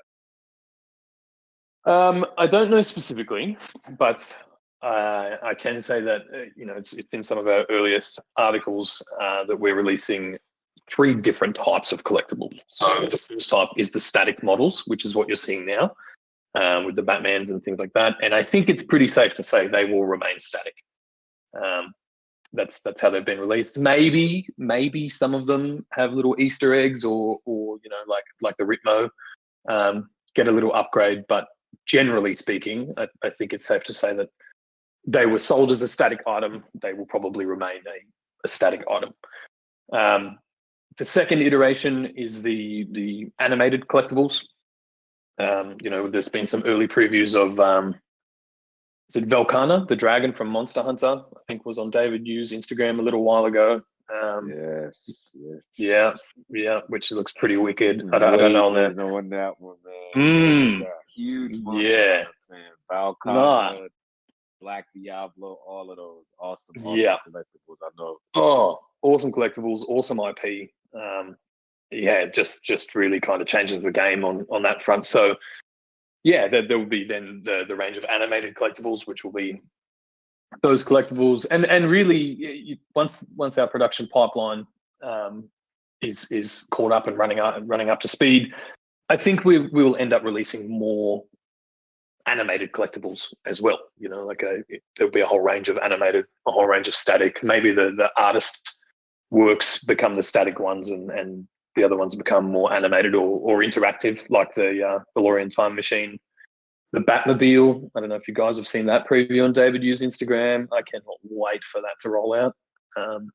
And same thing, you'll be able to open the doors, turn the wheel, maybe there's some lights on it or something like that. So I guess within the animated range, there's different levels of animation, whether they're those kind of animations where it's something you're interacting with, or whether it's like Ritmo where it's in a constant loop. And then the third tier is the controllable, or I guess it's better to call them more interactive, but that will be when these collectibles really become digital toys as opposed to just digital items.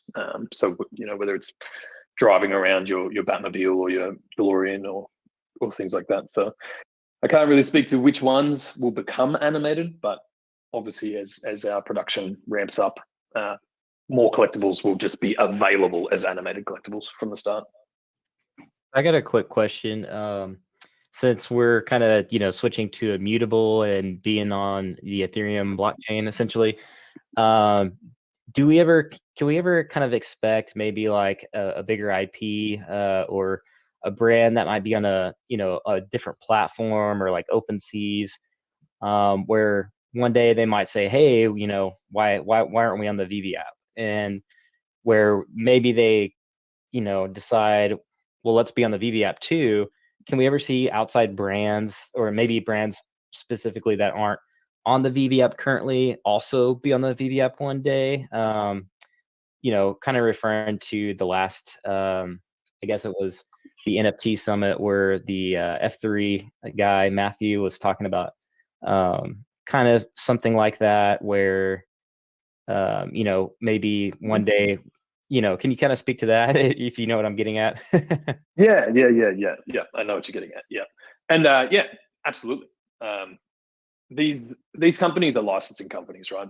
That's how they make a lot of their revenue these days. And it's by essentially renting out their IP to different brands or companies like us.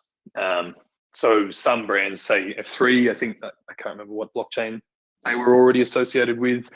The terms of those deals would have an end date on them, at which point, that brand themselves, the IP holder, would decide if that, the ongoing partnership is suitable for them. It also depends on the capacity of that agreement. So if they're offering one specific type of collectible or interaction that users, can use that IP for, and we're doing premium 3D models, if there's a variation there, they can license to both companies. They're not, a lot of these deals won't be just, this is the exclusive deal, this is where we're staying. And the way that these companies work, if we have the user base and the most seamless onboarding experience and the best user experience, and obviously with that comes ongoing hype and attention and value appreciation, it's in the licensing company's best interest to migrate to us or wherever is suitable for them at that time. So yeah, I don't think, like, it's not like the game has been lost if a brand you know and love is on a different platform, because there will always be capacity for these companies to make their content available on VEVE. Appreciate it. No worries. I have a quick question for you. Will we be able to sell sets anytime soon? Soon depends on how soon. I'm not sure on the timeline on that, but yeah, it's definitely it's definitely in the works. I think we'll get over these market sorting and implementations first, and then hopefully get a bit of an updated roadmap from Dan as to the next planned developments. I think I've mentioned, and we've mentioned a few times, that we've recently welcomed a whole bunch of new devs, and they're kind of up to speed now, which has opened our capacity to roll out these things much more seamlessly. But I don't have a timeline on it. I can't say it's not going to be this week. I can tell you that much. But That's helpful. And one other quick question about the Master Collector program. It's been mentioned that maybe you don't need a lot of sets or all of the sets to participate. Can you give any insight about how points might be gained, or how that might look otherwise? Yeah, sure. So points can be gained, or will be gained, through a whole variety of things.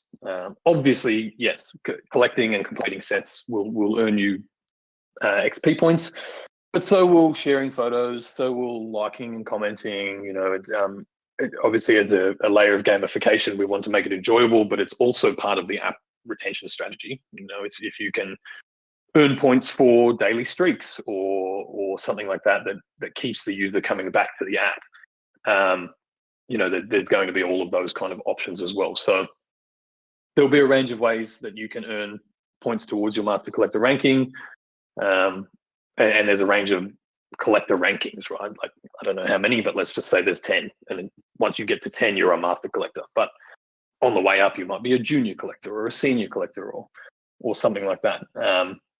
So yeah, depending on the ranking, the activities to earn points might change. All of those things too. So look, collecting, obviously the core function of the app is to build a digital collection. So you will obviously earn points from that. But we don't want that to just become something that prices everybody out either, right? If I come in and I have lots of money and can afford to just buy everything in the market or everything in the store, well, then it's pretty unfair to the little guy who can't do that. So we need to, there will always be a balance there between, you know, earning points for activity, earning points for economic spending, and whatever comes of that. Great. Thanks a lot for your time. No problem. Rhys, I was wondering, do you know if there's any more Easter eggs coming out in regards to the Season 1 collectibles? It was kind of hinted that there was more than one. I know we saw the Ritmo animation. That was super exciting. Can we expect to see some other surprises coming out here in the following weeks? I don't know if there'll be Season 1 or Season 2 or which bits and pieces will become Easter eggs. I mean, the Ritmo was a surprise to me 2 days before it happened. So yeah, I mean, all I can really say at this point is there will be other Easter eggs and other little fun things, but as to which ones and where, yeah, I'm not 100%. So Rhys, I'm a competitive guy, and like when it comes to the Master Collector program and mini games that you guys might have for us in the app, are you guys gonna have some kind of leaderboard so we can know where we stand amongst all the VEVE users? Yeah, maybe. Like it's definitely been requested and spoken about. The only thing there, or the only hole I see in that, is that there might be a lot of users that don't want you to know how big their collections are or what status they're at. So yeah, I think it's probably more likely that we'll see little secret clubs spring up. You know, if you're a level 5 collector, there might be a separate chat room for you guys to have a chat, or if you're a master collector, there might be a separate chat room for those guys. Yeah, I'm not sure about the leaderboard thing. Maybe it's something you can opt in and out of if you want to see where you're at there. And fundamentally, I mean, a leader in what, right? Like if the goal is to become the master collector to then receive all of the benefits and incentives that provide, well, once you're there, you're kind of there, right? There's no like number 1 master collector, or well, I guess from a competitive standpoint, there is. But there'd have to be some underlying functionality or purpose for the leaderboard for it to be a viable thing. I was more so speaking to the games. I mentioned the Master Collector program, but I was more so talking about like mini games or whatever inside the app. Oh yeah. I think any mini game like that would operate the same way that normal games and things do. Like, I don't know, maybe you go into someone's showroom and they have like a little pinball machine or something, you know, and it always has the scoreboard and the winning scores and that kind of thing. Like, yeah, you could definitely have something like that, depending on the game and depending on the iteration. That would be amazing. Hey, Rick. Yeah, go for it. All right, quick question. Which this question sparked another question that I had previously that I forgot. So you stated that in the future we're going to have the capabilities of seeking out mints and then possibly offering a trade to someone, which would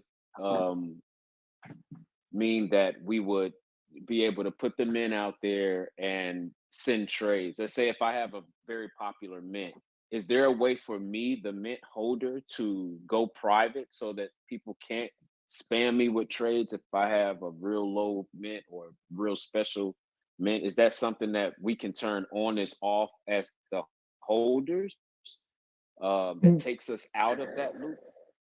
Yeah, I would think so. I mean, all of this is just ideas and speculation at the moment. But it's been discussed that, maybe people can, if they're in your showroom and they can tap your collectible and it will come up with the edition number and that information and maybe make an offer there. Maybe that's an iteration of the VEVE-verse. And until something like that becomes available, really the only way people can send you offers is if you're listing your collectible. So it's not something to worry about in the short term anyway. But yeah, any implementation like that we roll out, we obviously don't want you to then your phone just to be going off every 5 seconds because people are spamming you with junk bids or whatever. So whether it's a way to toggle in and out of it, it might be as simple as you placing something in your showroom or something you own, and there's a little toggle that says accepting offers or not accepting offers. Yeah, like a trade block. Yeah. Just to make it, I think that would be the easiest way to do it, so that people know that you're open to offers as opposed to, and within that, I would think that open to offers over 1,000 gems or over. I think you would have to set your own floor price there and have the ability to set a floor price so that you're not getting lowballed by everybody. So yeah, same as everything. As those implementations are developed, all of those aspects will be ironed out as well. Nice, thank you. No worries. And look, fundamentally, that's same as what we're doing now, right? All of this discussion and this feedback, how we shape those offerings too, right? So obviously we'll continue to do this moving forward, and collect feedback from you guys so that we can make it user friendly. Hey, I do have two questions for you before you leave. Really quick. One's a personal question, and one is about actual.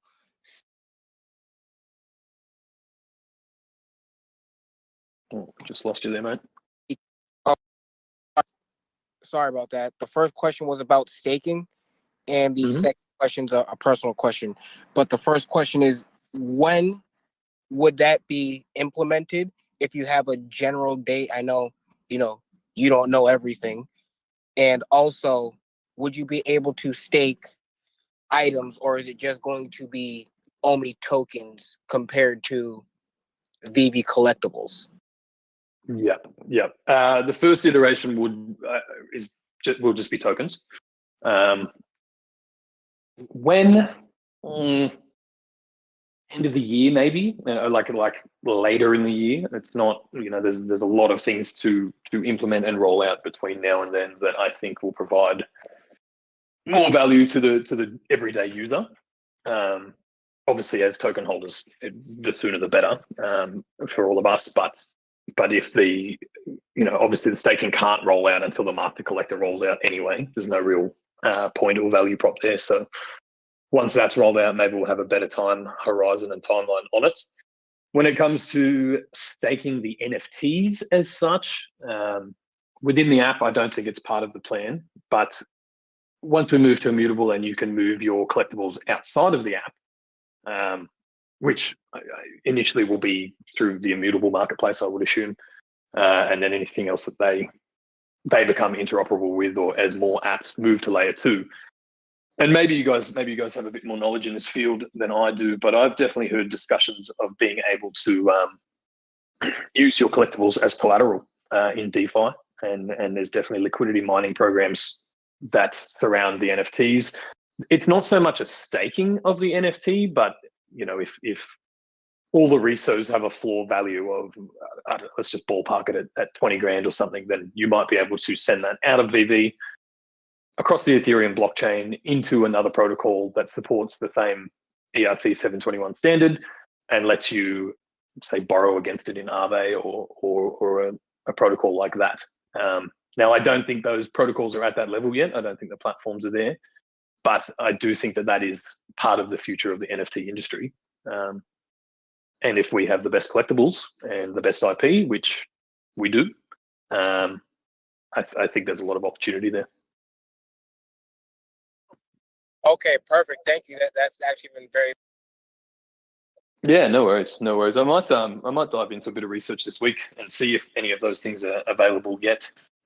Anyway, yeah, I mean, fundamentally, as a collector within the VEVE app, you kind of are staking your collectibles, right? You're holding them, whether you're holding them for enjoyment or holding them for value appreciation or whatever. But you don't want to incentivize people to just never let go of them either if they're holding it from a value standpoint, because then we don't have a market. If the rewards are too high for never selling or doing nothing with your collectibles, there's no secondary market, and that's no fun for anyone. So there'll be a balance there as well. So I saw you on Twitter talk about Gods Unchained, maybe a tournament there. Could you maybe elaborate on that one? Yeah, that was just a throw-out idea, but I was playing Gods Unchained last week or the week before, and I think I mentioned previously I dabbled with it before Ethereum gas fees got way too high, but now it's a pretty seamless experience. I don't know, it could just be a fun thing to do. Have you guys experimented with it? Is anyone a player of Gods Unchained? I started an account up when you guys mentioned it the last time, but prying my kids off of the Mac right now is a task. So, mate, get them to play. Yeah. Now, is that a child friendly game? Yeah. It's like a Magic the Gathering style game. I mean, yeah, as long as you're okay with seeing cards hit other cards. I'm sure your kids would beat all of us at it. For sure. We might have to put them up there and let them recoup some of this food money. That's it. Earn that keep, Yeah, look, I think it could be a really fun thing to do. Organize a community thing, bring more awareness to Immutable, bring more awareness to the capabilities of the chain as well, so that people understand a bit more about why we're making the move. I think would be very beneficial. If anybody else wants to go ahead and organize it, feel free. Otherwise, I'll look into it this week. Yeah, Granola has already got this Granola Games thing going on, so maybe we'll hit him up and see. But what would be a good starter pack or starter? What do we need to kind of get started in that? Once you go through the tutorials, I think you're given some starter decks. You open some packs up, and then the more you play, the more you get. I actually don't know if there's packs available for sale at the moment. When I was looking the other day, it looked like all their sort of season 1 decks had been bought. So we could always just make the rules a very simple, like you can only use the default decks. I mean, I'm running under the impression that none of us know what we're doing anyway. Nope. So if everybody wanted to go through the tutorial or something, and then we could look at opening a bit of a tournament there, we're going to know straight away if someone is better than everybody else. So play for Rhys. Yeah, maybe. No. Just a meme. Winner gets number one. Yeah. And I can say that their Discord is kind of reminiscent of VEVE's. They're real tight and very, very helpful. Like nice.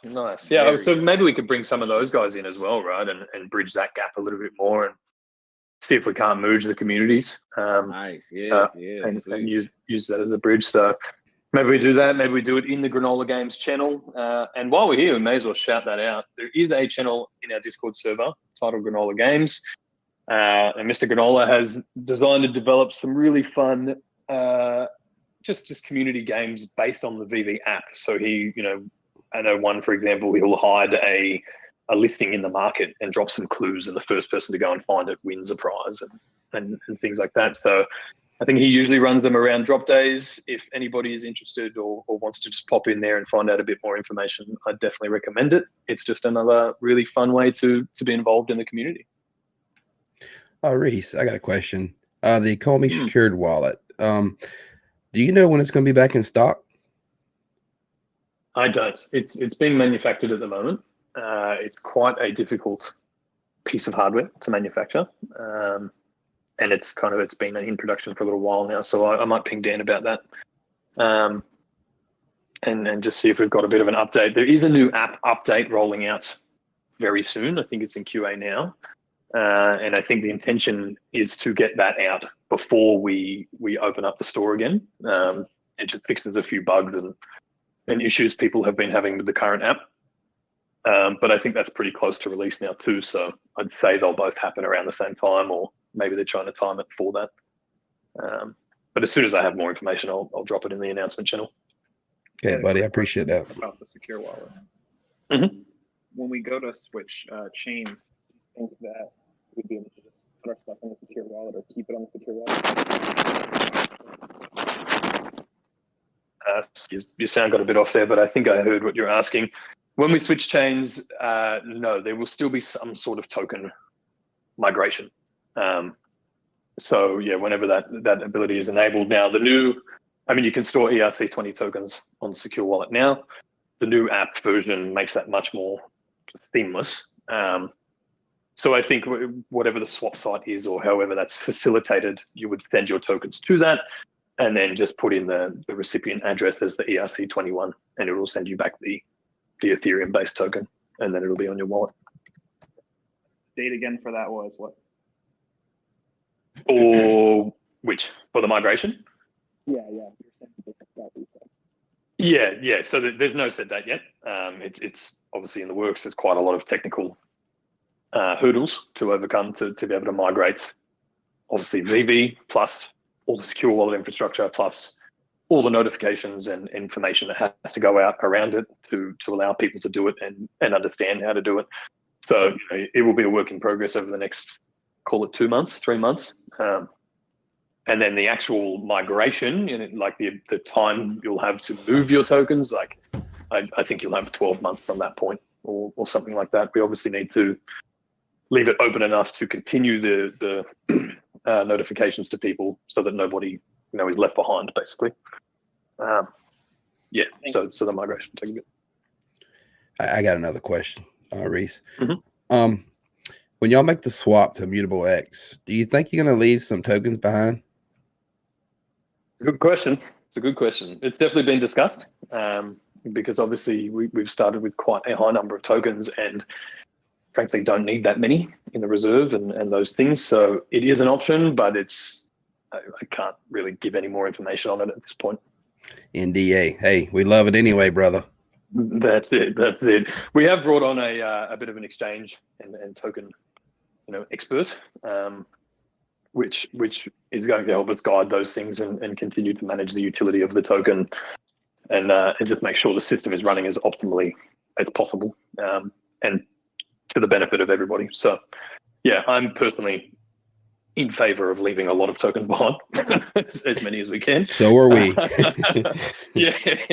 So I'll definitely be pushing for it, and look, fundamentally that creates value for everybody, right? That everyone in the ecosystem, the business, all token holders. So yeah, if there's a way to do it and it makes sense for us from a business standpoint, it'll happen. Thank you, Mr. Rhys, for answering that question. Yeah, very welcome. Question, Rhys. One is,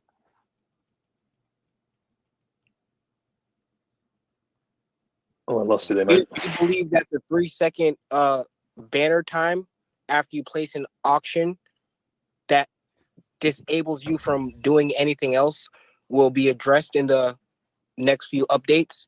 And second question, if you were to go all in, like balls to the wall, would you prefer collectibles on the VeVe app or only tokens yourself?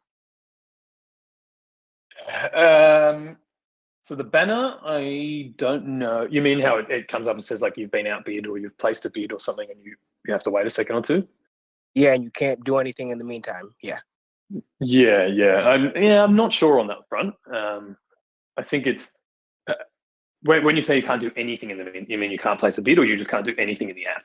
You can't do anything in the app. You can't scroll up or down. You can't place a bid. You can't go back. You have to wait until it's done, and then you are able to resume. Move to the next thing. Yeah, interesting. I'll find out about that. My initial impression is that might be a bit of a mechanism to cut out bots. As you know, then we can see on our end if something's happening quicker than that, and we know that you can't physically do it. Well, then we can shut that account down. That makes Yeah, so some of those things are probably, there's usually a reason behind them. As to me personally, I see value in both the collectibles and the token. I am a bigger supporter of the token, purely because I'm not a collector per se, right? I don't have a collectibles background like David or anything like that. Now, there's definitely collectibles that I attach value to, and will be holding for the foreseeable future. You know, there's early Batmans and Series 1 collectibles and all that kind of stuff. But from a personal standpoint, only all the way for me. Thank you. I really appreciate all your input. No problem. I've got a couple questions from the community.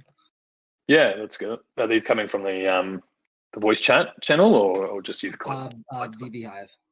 I just Okay, cool. take questions over the week, and when I get a chance, I ask. Yep, easy. Let's do it. So, well, this one isn't really a question, but someone wanted to know if, like, when you're selecting your collectibles in your showroom, at this point, it's like you have to scroll left a lot. So they wanted to know if there is any plans for like maybe sorting that by brand or something like it is in the marketplace, or something like that by series. Yeah, I would think so. Obviously, if you hit the little see all button, that makes it a little bit easier. It brings up all your current collectibles. Is that available in the showroom when you're trying to place stuff down? That's a good question. I'll have to open my app, but I don't know if it's going to kick me out of this Discord if I do. I'll have to have a look at that. Yeah, So maybe someone else can do it. I think that's Yeah, what maybe. we were more talking about. It doesn't do it? No. Okay. In that case, yeah. I mean, if that's feedback that we're getting and that's going to improve the user experience, yeah, I'm pretty comfortable to say that it's definitely something we can update. I think once we move to PC as well, I would expect that most people will design their showrooms on a PC. I think it'll just be more functional, and obviously having more screen space, you'll be able to see those lists. But yeah, I think once we get the filters right in the market, then we can start to look at where else we can use them in the app too. Okay. So another one, this was a concern from someone. They said that 100 gems is purchasable in-app for 3,000 Thai baht, which is only equal to 95 USD. So they were wondering if you see that as a problem or what? Just give me 1 sec. I'm just about to convert all my US dollars to Thai baht. That sounds delightful. No, I mean that's the first time I've heard of that. So they said that it's like that with other currencies as well. That was just one of the exact examples they gave me.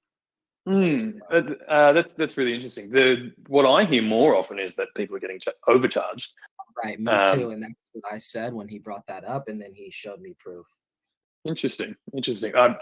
The way those exchange rates work depends on like it's an app store charge, right? And Dan shared another article with me recently, because a lot of developed countries add digital asset taxes, or you know, I don't know what you would call it, but some sort of there's like a VAT tax plus a extra tax, and that's why people are being overcharged. This is truly the first time I've heard someone say they were undercharged for it. My initial assumption is to say that might just be an App Store thing too.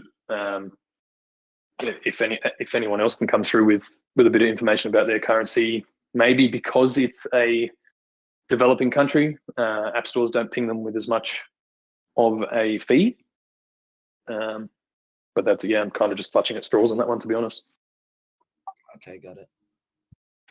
So final question. I asked this before a couple weeks ago, and maybe I misinterpreted your answer. You said that there's nothing you can do if people want to make multiple accounts. So I just kind of took that as you guys don't care. So I just wanted some clarification on the multi-accounting and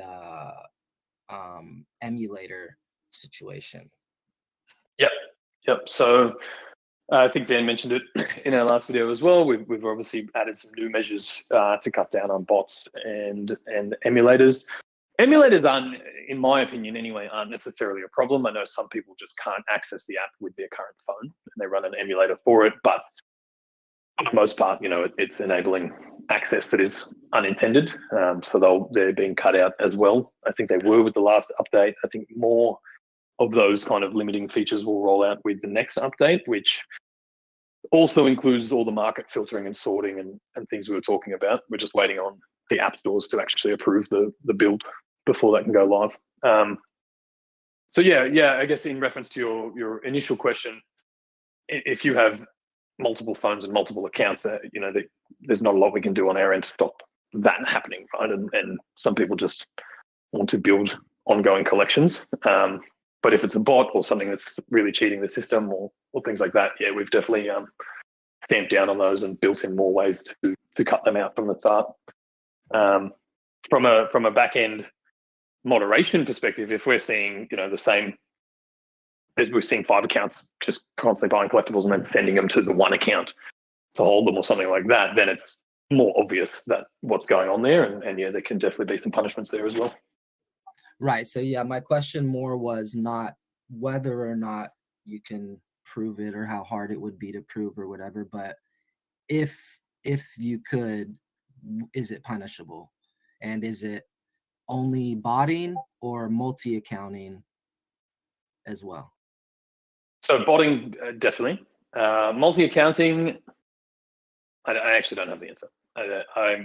If it was malicious, if it was giving people, so like you said, what people are doing, they're buying collectibles on one account, the ultra rares and the rare to bypass the account limit, and I'm sure in most cases they are sending them to one account, maybe selling them directly off the account they bought them, and then sending the gems, whatever. But I guess the question is that punishable? Rules? Yeah, I think so. Yeah, my assumption is that it's against rules, right? We want to make this whole thing as fair and equitable as we can for as many users as we can. As to how those punishments are dealt out or how they're identified, I'd have to ask Dan on that one. So maybe I can get an update for next week. Okay, cool. Thank you. Cool. And just on that, I think Dan's pinged me back from earlier. So the Batman Who Laughs, Michael's going to look into it this week, so I should have an update in the next few days, or we'll just see it become available for sale again. And in-app video recording is getting really close and likely this. So, we could see that happen in the next few weeks as well. I also got confirmation earlier today that buybacks should be done and ready to go by the end of this month too. Might happen sooner, but it's definitely slated for this month. So some positive news for the token there as well. Oh wow, that's huge. Yeah, we did mention it in the community update video that it was back on, but that's what we're looking at. I came a bit late. Could you reiterate the Batman Who Laughs thing you mentioned? Yeah. So the Batman Who Laughs currently in the store, I think there's still 2,000 of them available for sale, except the buy now button isn't available. So people were just asking, is that a bug, or have we stopped have we chosen not to sell anymore to have some in stock for Comic-Con? So I just pinged Dan about it, and he's pinged Michael about it, and we'll hear back sometime soon as to why that's happened. Hey, Rhys, I have a community question. So if a user wants to create a fan website with the VEVE and the domain name, is that something that's going to be discouraged? Yeah, I think so. Only because, and this is just my initial impression, like there's already some scam sites out there with VEVE in the name. And I think that the more that there is, the more sites with VEVE in the name, the more confusing it might get for new users to actually find, the core VEVE site. But it would really just depend on what the site was for. I guess we'd look at it on a case-by-case basis. VEVE as a name is obviously trademarked and copyrighted, so just from that point of view, you wouldn't want to run into any sort of issues there. Obviously, we're not just going to like hunt you down, but there is always a legal counterpoint to that as well. So I would generally say it's probably not a good idea. Okay, that sounds reasonable. Appreciate it. No problem. Rhys, how close are we getting to maybe seeing some blind boxes drop? Still a little ways off. I think. I think we probably should have asked Trevor that while he was here. Yeah. I think there's a lot of work that will go into building the experience around the packs and blind boxes before that rolls out. Yeah, well, maybe we'll ask Trevor on the next one, see if he has an update, but I don't know if they'll release that until we're closer to actually rolling it out. Okay, thank you, brother. No worries.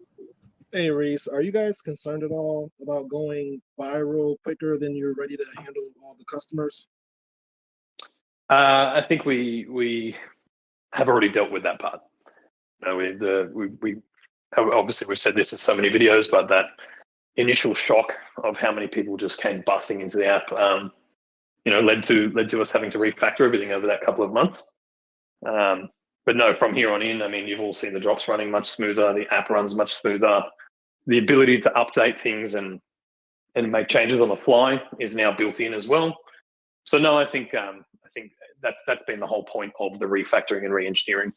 We've really just been trying to build in or prepare for the next wave of users, which I guess we're all anticipating will come with Comic-Con as well, and obviously we're going to continue to roll out new brands and light hunters over the next, really for the foreseeable future. So from this point on, I think we're really focusing on growing that user base and bringing in new audiences, and I think the app is now built in a way that will allow for that. So, speaking of scalability, can you maybe speak on your meeting with or Dan and Dave's meeting with AWS? We'll have to get them to speak about that, actually. Yeah, until I saw the photo, I wasn't aware of it. Okay, that was pretty exciting, and just what I can't remember his exact title, but lead architect had to say about them was really great. Yeah, that's the position we're in now too, right? We have all those pieces in place that can help us continue to scale, whether that's, it gets too techie for me, but whether that's, the servers or the cloud or whatever it is that lets us kind of scale that indefinitely, because our tech stack sits on top of those kind of servers or capabilities. So to have someone on hand as well that is a core architect and can help us kind of develop on top of it. I just think we're really well positioned to bring in that new user base now and make sure the app can run with it. Absolutely, I got excited when I saw the AWS suite. Yeah, and then that goes back to what Dan and Dave always say. Like, there's always something happening around here. There's always something going on in the background on top of drops and on top of upgrading the app and on top of all the live store deals and everything else. So that, there's fundamentally so many pieces that feed into this app, and really it is 5 apps in one. But there's just so much going on that those guys, I don't know how they do it, to be honest with you. It's like any time of day that I need to contact Dan or whatever, like he's online. It doesn't matter if it's 1 a.m. or or whatever. Like, yeah, it's usually around. So Yeah, I'm yeah, not it's sure crazy. if they see. Oh, it's wild. It's wild, but it's exciting, you know. And this is their baby, and this is what they've built for. And now it's game day, you know. Now we put the foot to the floor and roll it out. So Absolutely. And you know, just like anyone else, I had my reservations and concerns, but after the Dragon Girl drop, that just completely solidified my confidence in Dave and his knowledge as a collector. So yeah, after that, I'm just like holding on for the ride, and I'm just telling everyone, just chill. They literally can't tell us everything they're doing all the time. yeah, exactly right. What was it about the Dragon Girl drop that solidified things for you?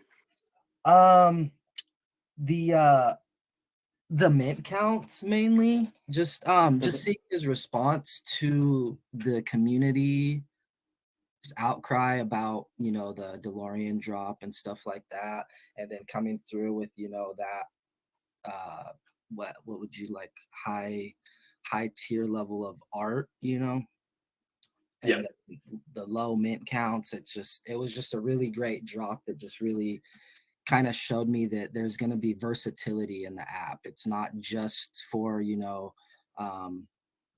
people to come in and buy these collectibles just to have them, but it's also for real collectors to have exclusivity. And Absolutely, yeah, absolutely. I think you put it really well there, that there's versatility in the app. You know, it's not just for one type of collector, you know, and we're not just targeting pop culture with things like DC and things like that. You know, we're bringing on premium artists that accesses a different audience, but obviously you would anticipate that the mint numbers and the way that those roll out there'll be variations compared to, you know, the really mainstream character collectibles and things like that, as it is in the real world. Exactly. I just want to let people know they're really underestimating the Tokidoki fan base. I worked at Yogurtland for about 3 years, and we did a Tokidoki promotion one time. And those fans are crazy. Like you can go on. I'm on the Tokidoki Reddit now. I started collecting real life unicornos now. Nice. But yeah, I like trade them across Reddit and stuff. So that's really cool. But yeah, the Tokidoki fan base is crazy, and they're like cultish. So right now they're like really against the digital. Just because it's so new, and you know, a lot of the crypto heads scare them away with their 10 times price points on the market. So right now they're just really kind of, you know, ultimately just kind of hating on it because they don't want to pay, you know, so much for it. But once it becomes more mainstream, those Tokidoki fans are gonna be all over this. And Absolutely. Once I showed that Ritmo, a lot of them came through, and they're like, "Wow, this is actually cool." Nice. And that's just one example, right? That's one example, one brand, one fan base who are yet to make this transition. And you've got the weight of Simone, the artist, behind the product. You know, he's promoting it on his Instagram. He's putting his artwork out there. He's excited about it. It doesn't take much to change the narrative to the positive there. I think a lot of headwinds the NFT industry is facing at the moment too is around the energy usage of base chain Ethereum NFTs, right? When we first announced the Ultraman drop, Subaraya and put it on their Twitter, and they just copped abuse from people, you know, who had clearly done no research, right? No research into us, because they obviously didn't even go as far as finding out that we are already carbon neutral on GoChain. And they just wanted to throw hate. You know, I can't believe you're doing this. Oh, I'm so disappointed in you guys, blah, blah, blah, because they've seen one headline, which is designed to grab your attention, and run with a narrative that they don't understand, right? So that is one of the main headwinds, I think, that the general industry is facing in transitioning from physical to digital collectability. But it's also one that's being addressed, right? We are obviously addressing it. We'll continue to put out information about it. Immutable will continue to promote that side of their business. Obviously, all of you guys will continue to educate people, and that's just how it ripples out. You know, eventually the whole industry is forced to go greener anyway, and And when you're looking into that, well, you see us at the top of the pie as the green solution already. And it's been really integral to the licensors as well, right? Because they obviously get affected by the narrative when people see that they're moving into digital products and cop that abuse or that hate. And that's half the reason not half the reason, there's a lot of reasons they've chosen to release on VEVE, but a big part of that reason is our commitment to carbon neutrality. And so the education will start to come from them as well. It goes out in all of our press releases. So that green narrative is really going to continue to take hold, and I think propel us further forward too. Absolutely, I agree. And I think another reason a lot of people just kind of express that hate is just simply because most people don't understand crypto at this point. They are, in love with fiat because they don't understand crypto. And they're, ultimately a lot of people are jealous because they know that a lot of people became millionaires of cryptocurrency and they didn't. So there's just a lot of hate around the ecosphere itself right now that's gonna disseminate over time because, we all know here cryptocurrency is not going anywhere. Correct. Yeah, exactly right. And look, and just on the wider scale, I mean, the digitization of everything is happening. It's happening around us. We're part of that movement, and it will continue regardless of the hate. There's always that day where it just feels like everything's changed. But if you were plugged into it, you've been part of that change or helping it progress. So yeah, whether that's finance or money or collectibles or any sort of illiquid asset, property deeds, fine art, collectible cars, like all of those things are going to be represented by tokens, because it just creates new markets for everything across the world, and that will win. Fundamentally, right? It opens up access to finance and because it just creates for people from all walks of life, everything across the world, and that will win. The race is won. It's just now building the tools to enable it to continue to scale in whatever industry that this is taking place. So yeah, I agree. There's a lot of hate. There's a lot of misunderstanding, jealousy, as you said. I think that's always going to be the case until people take responsibility for their own actions and their own thoughts and actually do the research like all of us have done to come to this point. And then you can't help but join because there is no other avenue here.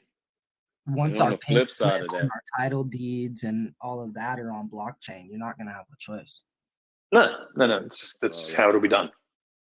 Yeah, but on the flip side of that line of thinking, I think the process has already started to happen with just the introduction to crypto through the meme coin Dogecoin. I think a lot of people are underestimating the power of that.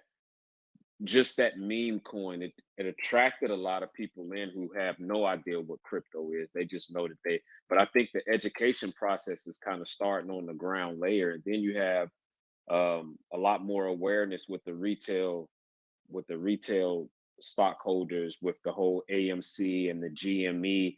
And there are millionaires being made this week off of AMC.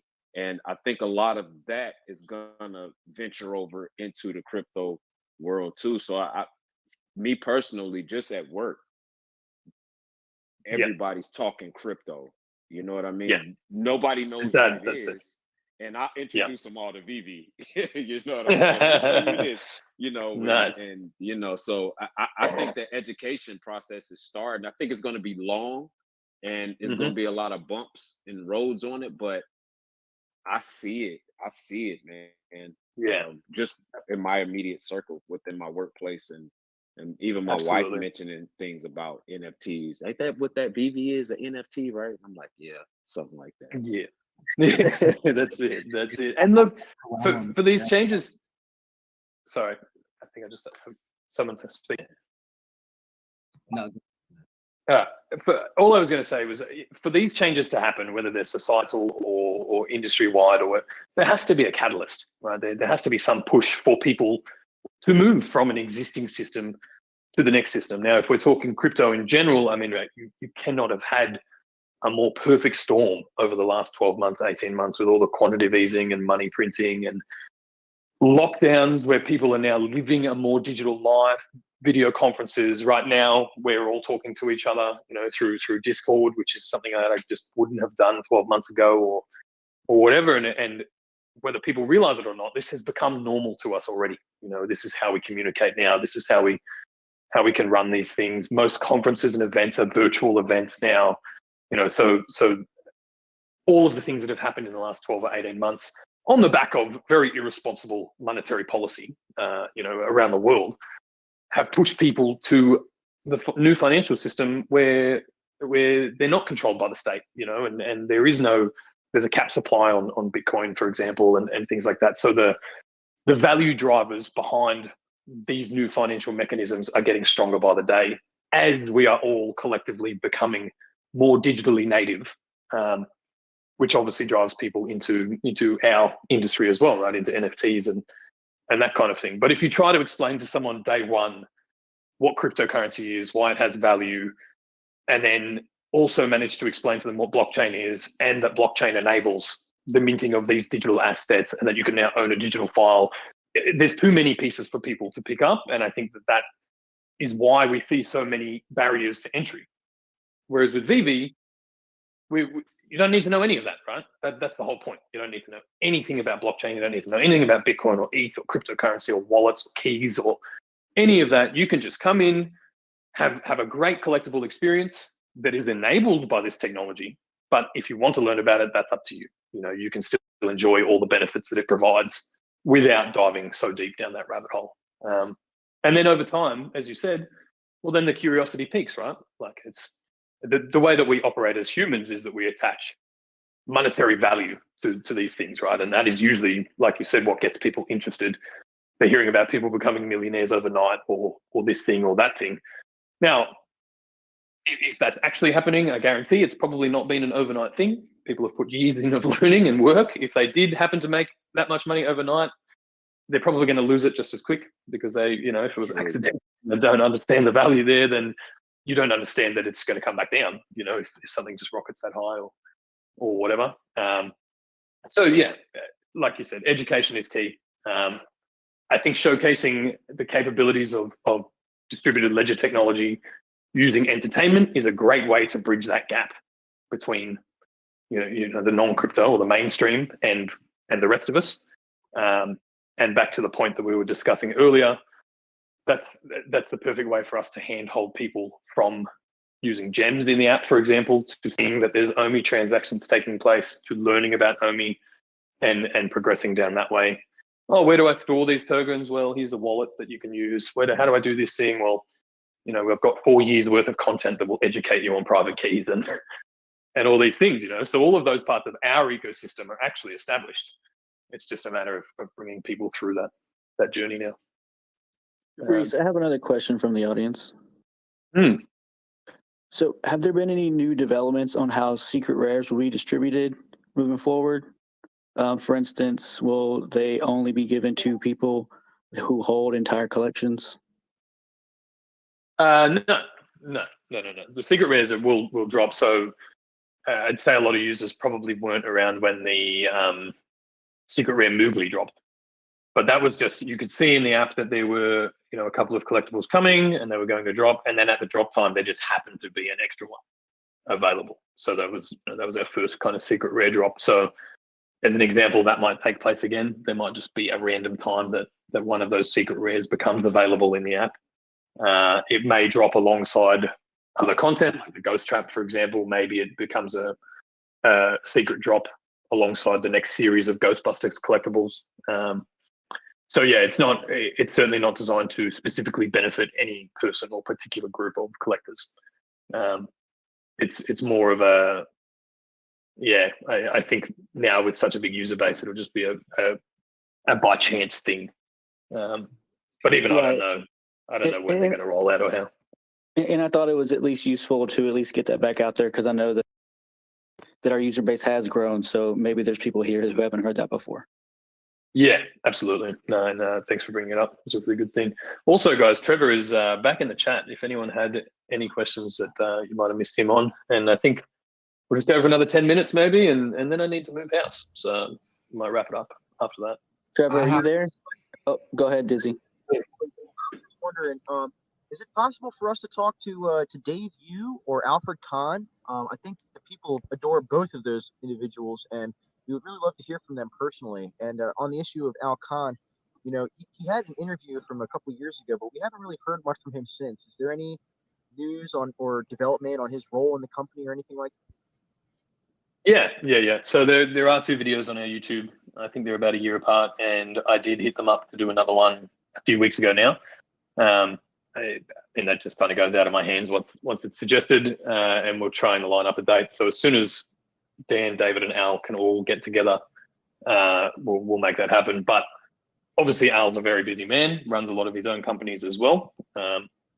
So trying to tee that up while we're all in different time zones just isn't that easy.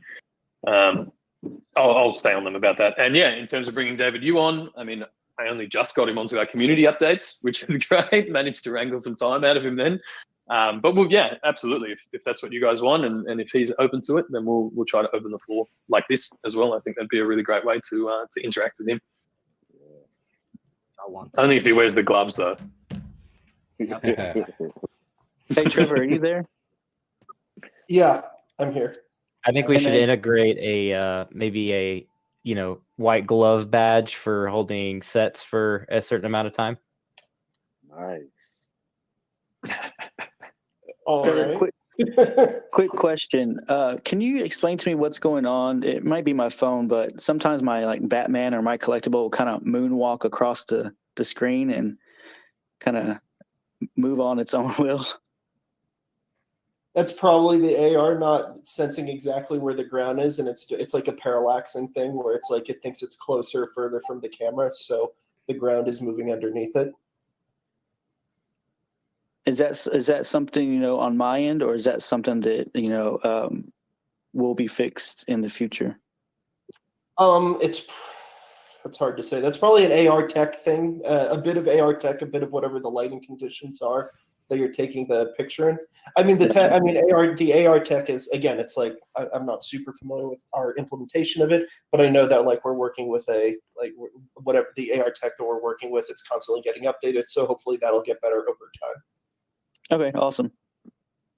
Mr. Trevor, what kind of timeline are we looking at? Maybe blind boxes or surprise packs or something like that?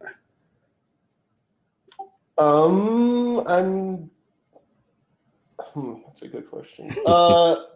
It's something that we are we're working on it. Early stages of working on it. I'm not going to put a timeline on it. Again, the when questions are not something we're trying to avoid. I mean, when we're ready to talk about it, we'll talk about it. Okay, thank you. So don't ask when drivable T-Rex. I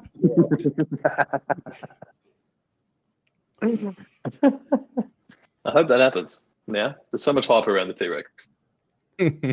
Yeah, you have to make it. Yeah. Cool. All right, I'm just going to scan the voice chat too. If there's any questions in there or anyone's missed out on anything, if you guys have anything else, might take a couple more and then we'll call it a day. I just got one quick one, if I could. Can you leak anything for next week's drop? one tiny thing, nothing. Not so subtle. It will happen. Is that?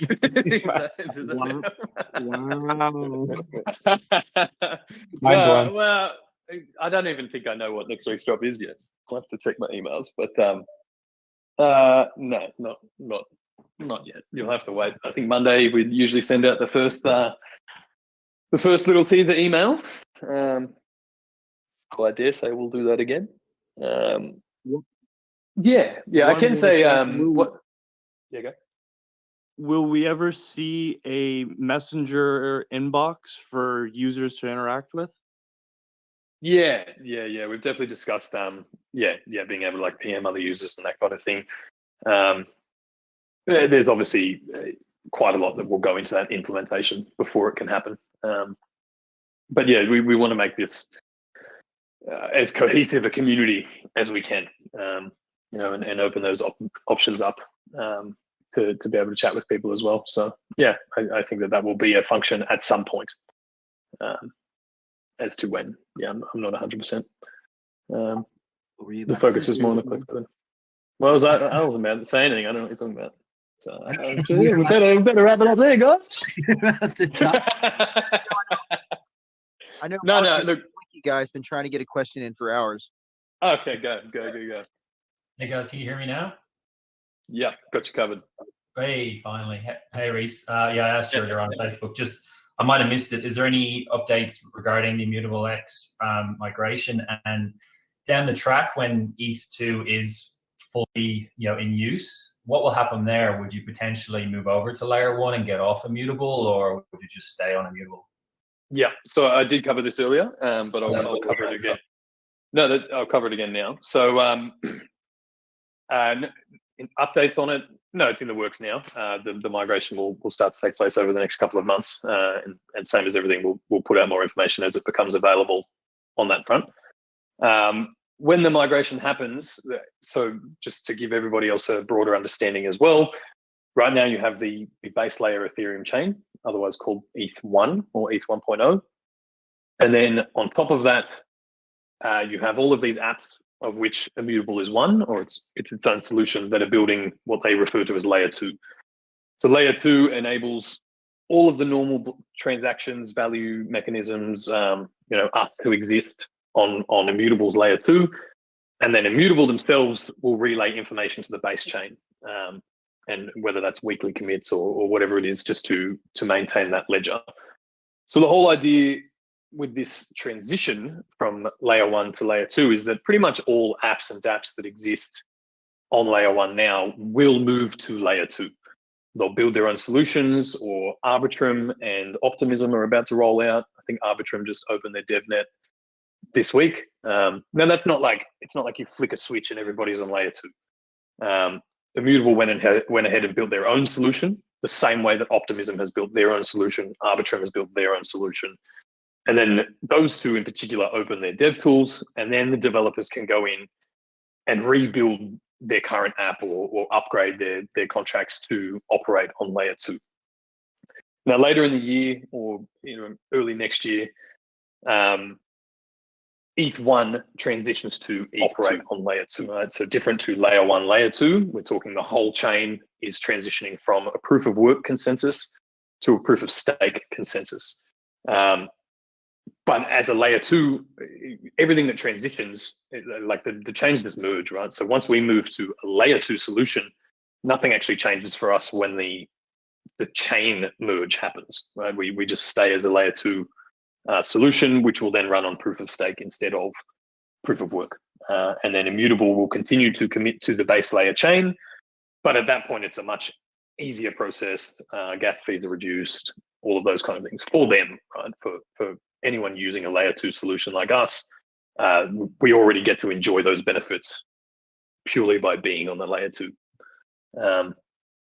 I hope that wasn't too many numbers and didn't go in too many circles. But yeah, it can be a bit confusing, ETH2 and layer 2 and stuff like that. But yeah. Your opinion is that layer 2 tech will still be used a lot, even with ETH2 coming out? Absolutely. Yeah, the merge to ETH2 just changes the base layer protocol. The functionality of the apps built on top of Ethereum, regardless of 1 or 2, supplemented and improved with layer 2 solutions, which is what Immutable is. So it doesn't matter what the base chain protocol is doing, you will always benefit from that layer 2 functionality. Yeah, sure. Yeah, like I tried to buy something on ETH yesterday, and the gas fees and everything is just so annoying, and just the speed. It took 20 minutes to get my bonsai tree. So I'm stoked about that layer 2 and Immutable. Yeah, absolutely. I think I won't get her name right now, but was it a CNBC reporter or someone posted on Twitter yesterday, they tried to buy a crypto kitty, and the whole experience was, it took 3 days and $15 more than the price of the actual collectible, and you have to set up a MetaMask, and it was just taxing so much so that it just took all the fun out of the experience, right? And again, fundamentally, that's why we built VEVE the way that we built it, and then how we've integrated that technology. And moving to layer 2 just continues to supplement that move, right? It gives us more availability. Obviously, fundamentally, it opens our NFTs up to being sent out of the app, right? Which gives you as a user more options. Exactly. Yeah. So the move is beneficial. Those other verses, obviously you're building your own VeVe-verse, but I love that rare room thing where you can just load up all your NFTs in there, and being able to do that with VeVe would be awesome. And that's hopefully where we can go with it. Yeah, absolutely. And Immutable already has their layer 2 marketplace running for God's Unchained cards. Now, I'm only running on an assumption at the moment, but I think it's safe to assume that VeVe collectibles would be available on that marketplace. And then really we're going to be waiting for the other dApps to upgrade to layer 2, right? For these other protocols to level up their game. Because that's just where the user experience will exist. It will exist at layer 2. Anyone who doesn't do it will be left behind. So all these companies are already either implementing these technologies or looking to build with optimistic rollups or Arbitrum solution as well. And look, same thing, right? Just as a reminder to everyone, we're so early. We're so early in this game, right? If you want to compare blockchain to the early days of the internet, like blockchains can't even talk to each other yet. There's no router between them that lets you swap this token to that token seamlessly and easily. Like there's always barriers to entry there. So obviously we're early in VeVe, we're early in the NFT space, but this whole transition to distributed ledger technology is so early in the piece that I think people just need to take a step back sometimes and recognize just how far we've come and how far there is to go. For sure, yeah. I don't know if you saw my tweet, but there's a NFT Basel, the first NFT art exhibition happening right now in Miami. Mike Keen's at it. They're projecting all the NFTs on the wall. It looks pretty cool, and that's just where it's going to go, right? There's going to be so many of these NFT exhibitions happening, and when the holograms come in and stuff like that. So again, that interoperability, so we can put our Ron English or our Dragon Girl in there and auction it off would be amazing. Yeah, absolutely. And on the display side, obviously we're making a play towards wearables, so that you don't need like external frames and tethers, I guess, trying to remove those. But there's also so many options available, like you just said, whether it's projections or holographics or little display cases, the same way you would display a physical collectible now, but you might be able to put your 3D premium sculpture in that and display it somewhere. Like, there's so many cool things that are going to happen in the next 5-10 years in this industry. And then we're all going to have that day where we look back and wonder when it all changed, for us being in it. It's going to seem very normal, but for anyone on the outside still, I mean, they're just going to have to make the transition or be left behind. For sure. Yeah. All right, guys. We might call it a day if that suits everyone, unless anyone has a pressing or pending question for myself or Trevor before we... Just wanted to say thank you and Trevor for being here and hopping on and answering all the questions and taking time out of your day. No worries at all. I really enjoy this format. Next week, I think I'll open the chat and we'll see if that makes a difference to the amount of people that can get in. Obviously, we've had a couple of weeks now where it seems to be capped. Big thanks to you guys for recording this as always and putting it out, and obviously for showing up. Your feedback is truly invaluable to us, and it's good just to get a sense of what concerns people have, just based on the questions that come through as well. So makes it a lot easier than trying to do it in the Telegram chat, that's for sure. So cheers. Thanks everyone for stopping by. Really appreciate it. And we'll open it up again next week and have another conversation. Thanks, Rhys. Have a good one. Cheers. Appreciate it. Thanks. See you guys. Bye. Well,